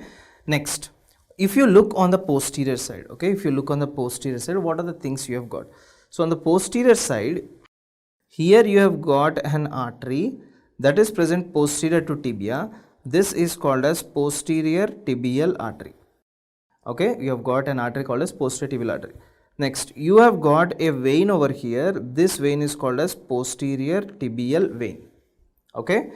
Next, you even have got a nerve over here. This nerve is called as posterior tibial nerve. So what are the things we have got? We have got posterior tibial artery, we have got posterior tibial vein, and we have got posterior tibial nerve. In the same way, we have got one more extra artery and vein here. See, this extra artery which I am writing here is PA. PA stands for what? PA stands for peroneal artery. PA stands, repeat, PA. PA stands for what? Peroneal artery. Peroneal artery. Okay. Next, we have also got a vein over here, and this particular vein is called as peroneal vein. Peroneal artery and peroneal vein. Next, you even have got a nerve in the lateral compartment called as SPN. SPN stands for what? Superficial peroneal nerve. SPN stands for superficial peroneal nerve. SPN stands for superficial peroneal nerve. Okay. Now let us see how does these arteries they supply. See, anterior compartment is having neurovascular bundle by itself. It means anterior compartment is having an artery, a vein, a nerve by itself. Posterior compartment, if you see, okay, lateral compartment, if you see, lateral compartment is having only nerve. There is no artery and there is no vein. Then how, without artery and without vein, how is the blood getting supplied to the lateral compartment? How it is supplied is that this peroneal artery gives a branch supplying to the lateral compartment, and this peroneal vein also gives a branch supplying to the lateral compartment. Okay. Next, coming to the posterior compartment. Posterior compartment is divided into two, I told you. This is called as posterior superficial, this is called as posterior deep. Okay. So posterior deep compartment is having very rich blood supply, very rich neurovascular bundle. It means it is having two arteries, it is having two veins and one nerve. Okay, posterior deep compartment. But posterior superficial compartment is not having an artery, not having a vein, and not having a nerve by itself. Then who is supplying this? Who is supplying is that? So posterior tibial artery gives supply to the superficial compartment, tibial vein gives a supply to the superficial compartment, and nerve gives a supply to the posterior superficial compartment. So this is a very important question that was asked previously in AIMS, that which is the only compartment that lacks neurovascular bundle in your body? That is, the posterior superficial compartment of leg is not having any neurovascular bundle. Okay, so you need to remember that posterior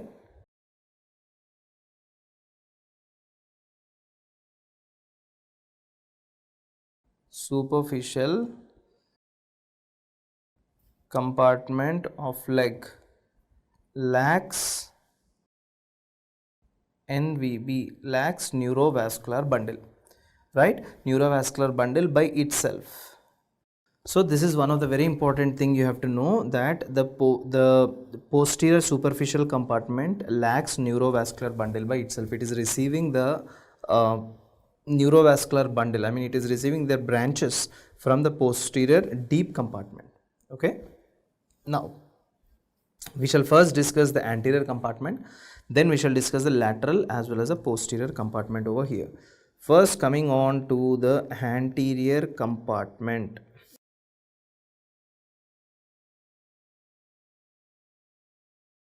First, coming on to the anterior compartment of the leg. Now, when it comes to the anterior compartment of the leg,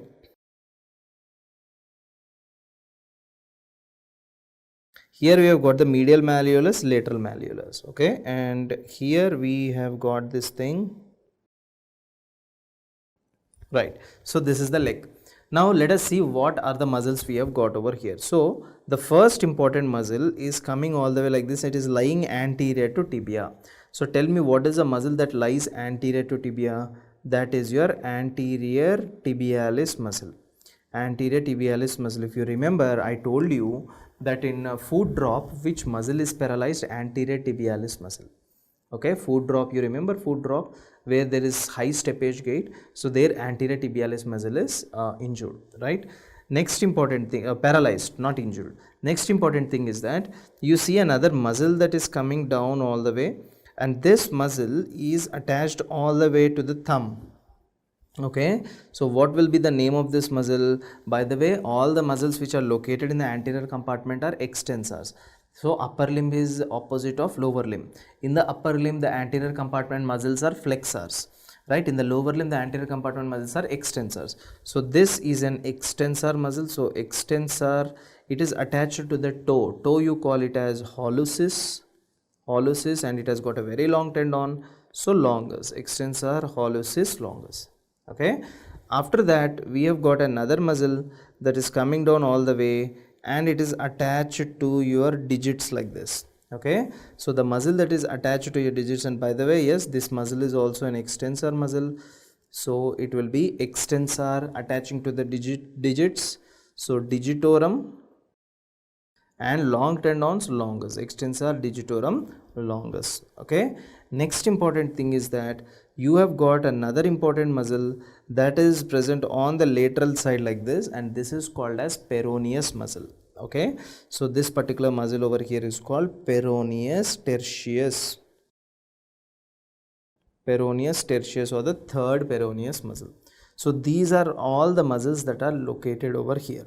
Okay, so from medial to lateral, first you have got anterior tibialis, extensor hallucis longus, extensor digitorum longus, and peroneus tertius. These are the muscles. So you know which artery supplies to all these muscles? That is anterior tibial artery. Which vein? Anterior tibial vein. Which nerve? That is a deep peroneal nerve. Coming to the lateral compartment, what are the muscles that are located in the lateral compartment? What are the muscles that are located in the lateral compartment? Now, in the lateral compartment, if you see, this is your leg like this is your foot, right? This is your foot. Now, here you have got two important muscles over here. What are those two important muscles? See here, there is one muscle which is very long, right? And there is another muscle which is very short. Okay, so the muscle which is very long over here is called as longus, and I am telling you, lateral compartment is also called as peroneal compartment. Peroneal compartment. So the muscle over here is peroneus longus. And next important muscle over here is peroneus brevis. Peroneus brevis. And where is the third peroneus muscle? Third peroneus muscle is called peroneus tertius. Tertius in the sense third. Okay, so that is third peroneus muscle. So these are the muscles that are located in the anterior compartment as well as the lateral compartment. Now let us discuss the muscles that are located in the posterior compartment. Okay, so what can be the names of the muscles that are located in the posterior compartment? So posterior.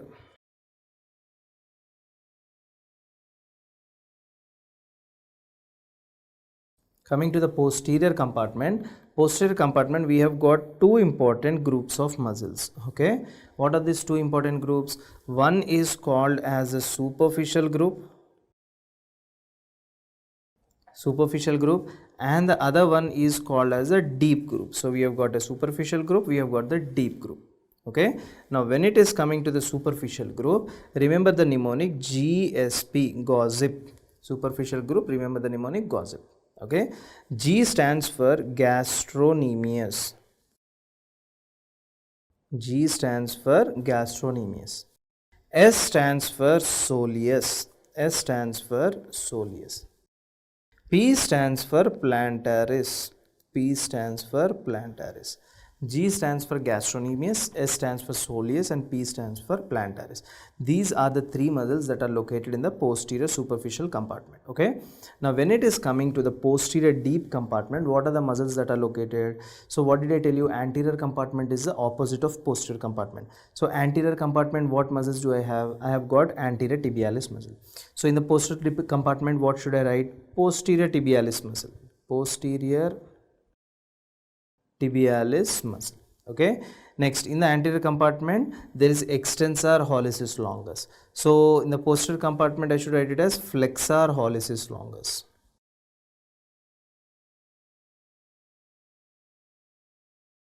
Flexor hallucis longus. In the extensor compartment, I should write it as extensor digitorum longus. So, here I will write it as flexor digitorum longus. Flexor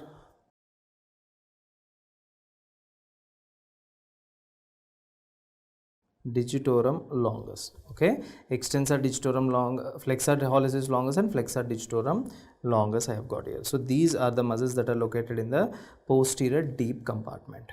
Okay, right. After this muscles which we have discussed, you know now posterior superficial compartment is having a neurovascular bundle? No. And posterior deep is having a neurovascular bundle. You know what nerve, what artery, and which vessel, which vein supplies here, everything you know now. Okay. Next important clinical point I want to tell you here is that, you know that, let me draw the bone again. This is your femur bone. Okay. And after that, this is your tibia, right? So this is your tibia and that is your femur bone. Clear? Now, here femur as well as tibia. Now here important thing is that, you know that here you have got tibial tuberosity. Just near to tibial tuberosity, you have got three important muscles. So I think these muscles I've told you in the starting itself. So one muscle over here, what did I tell you in the starting? You remember I told you girl between two surgeons. So one surgeon over here, what is this? This is called as semitendinosus. Okay. After semitendinosus, the next one which we have over here is your gracilis muscle. After that, the third one which you have over here is your semimembranosus. So what are these three muscles? So one is called as semitendinosus. Here we have got gracilis. The center one is called as gracilis, and the lower one, inner side is called as your sartorius. So what is the muscles I told you? SS, two surgeons, और बीच में क्या है? Girl between two surgeons. Okay, so these are the muscles. So these three muscles together, I told you that these are called as gyropes muscles. These are called gyropes muscles. Okay, now inside to this gyropes muscle, we have got a bursa actually like this. Inside to this bursa is called as pes anserine bursa. What is this bursa called? Pes anserine bursa. So the bursa which we have inside to this is called pes anserine bursa. So infection of pes anserine bursa is called pes anserine bursitis. So you can see here, you see this pes anserine bursa right here, right? So this is your pes anserine bursa. Now when there is infection, obviously patient will have swelling. You see there is swelling on the medial side here, right? So this is the infection. Then this is called as your pes anserine bursitis. Pes anserine bursitis. Okay, so these are some of the important things which you need to know. Now apart from this, there is one very important question that is all the time asked, that is regarding the popliteal fossa. You have to know what are the borders of this popliteal fossa. Very important. Okay, so popliteal fossa, where it is located? It is located on the back side. See here, this is the buttocks region, the gluteal region, and here you have got your back of your thigh. Okay, and next after that you have got the back of your leg over here. This is the back of your leg.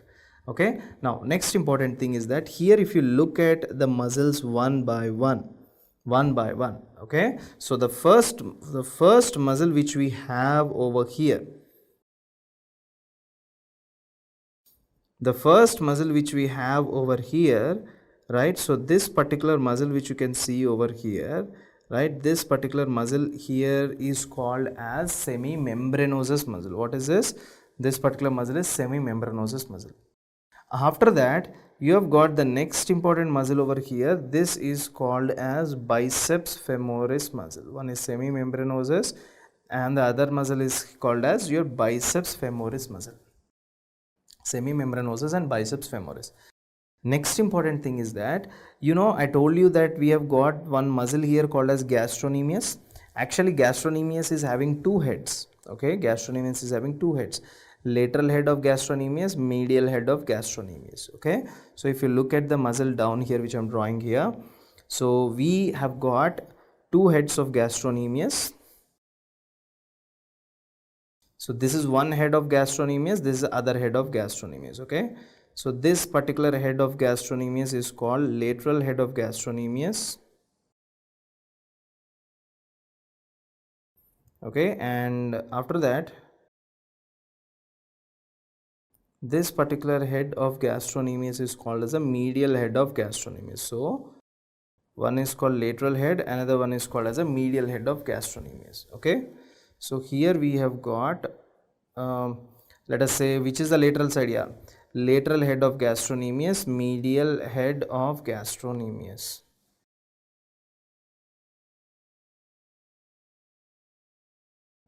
Gastrocnemius over here. Okay, and this particular muscle over here is called as semimembranosus muscle, and this particular muscle over here is called as biceps femoris muscle. Semimembranosus and biceps femoris muscle. Okay, now what are the contents which you have within this? What are the contents which you have within this? The first important content which you can see over here is called, this artery which you can see over here is called as popliteal artery. This particular artery is popliteal artery. After that, you can see a vein over here. This particular vein over here is called as popliteal vein. What is this? Popliteal vein. After this popliteal vein, you can see a nerve, right? So what did I tell you? This sciatic nerve, right? One is, sciatic nerve. This is a sciatic nerve, and this particular sciatic nerve comes down all the way here and it terminates here, and from here we have got another nerve that is coming down. What is this? Tibial nerve, right? So we have got a nerve that is called as tibial nerve, right? Along with that, if you remember, I told you there is one more branch like this branch is called as common peroneal nerve. So this particular branch over here is common peroneal nerve. Okay, so one is called as your tibial nerve and the other one is called as your common peroneal nerve. Okay, so let us write down all the important things over here. So this particular artery over here is called as your popliteal artery. Okay, after that we have got a vein called as popliteal vein. Popliteal vein. Next we have got a nerve here and this is called as tibial nerve. And next this is common peroneal nerve. Common peroneal nerve. So if someone is asking you what are the contents, these are the contents. If someone is asking you what are the borders, right? So if you look here, this popliteal fossa is in the form of a diamond shape. Now in this diamond shape, right? So let me draw this down here. Popliteal fossa is in the form of a diamond shape like this. Now in this diamond shape, the upper two are called as superior, the lower two are called as inferior. So this is called supromedial, suprolateral. This is called infromedial and infrolateral, right? So supromedially what do we have? And next laterally what do we have? Next we have got inferior medially what do we have? And inferior laterally what do we have? Inferior laterally what do we have? Okay, so let us look at these structures now. So supromedially, Supromedially, what do we have? Supromedially, we have got semimembranosus.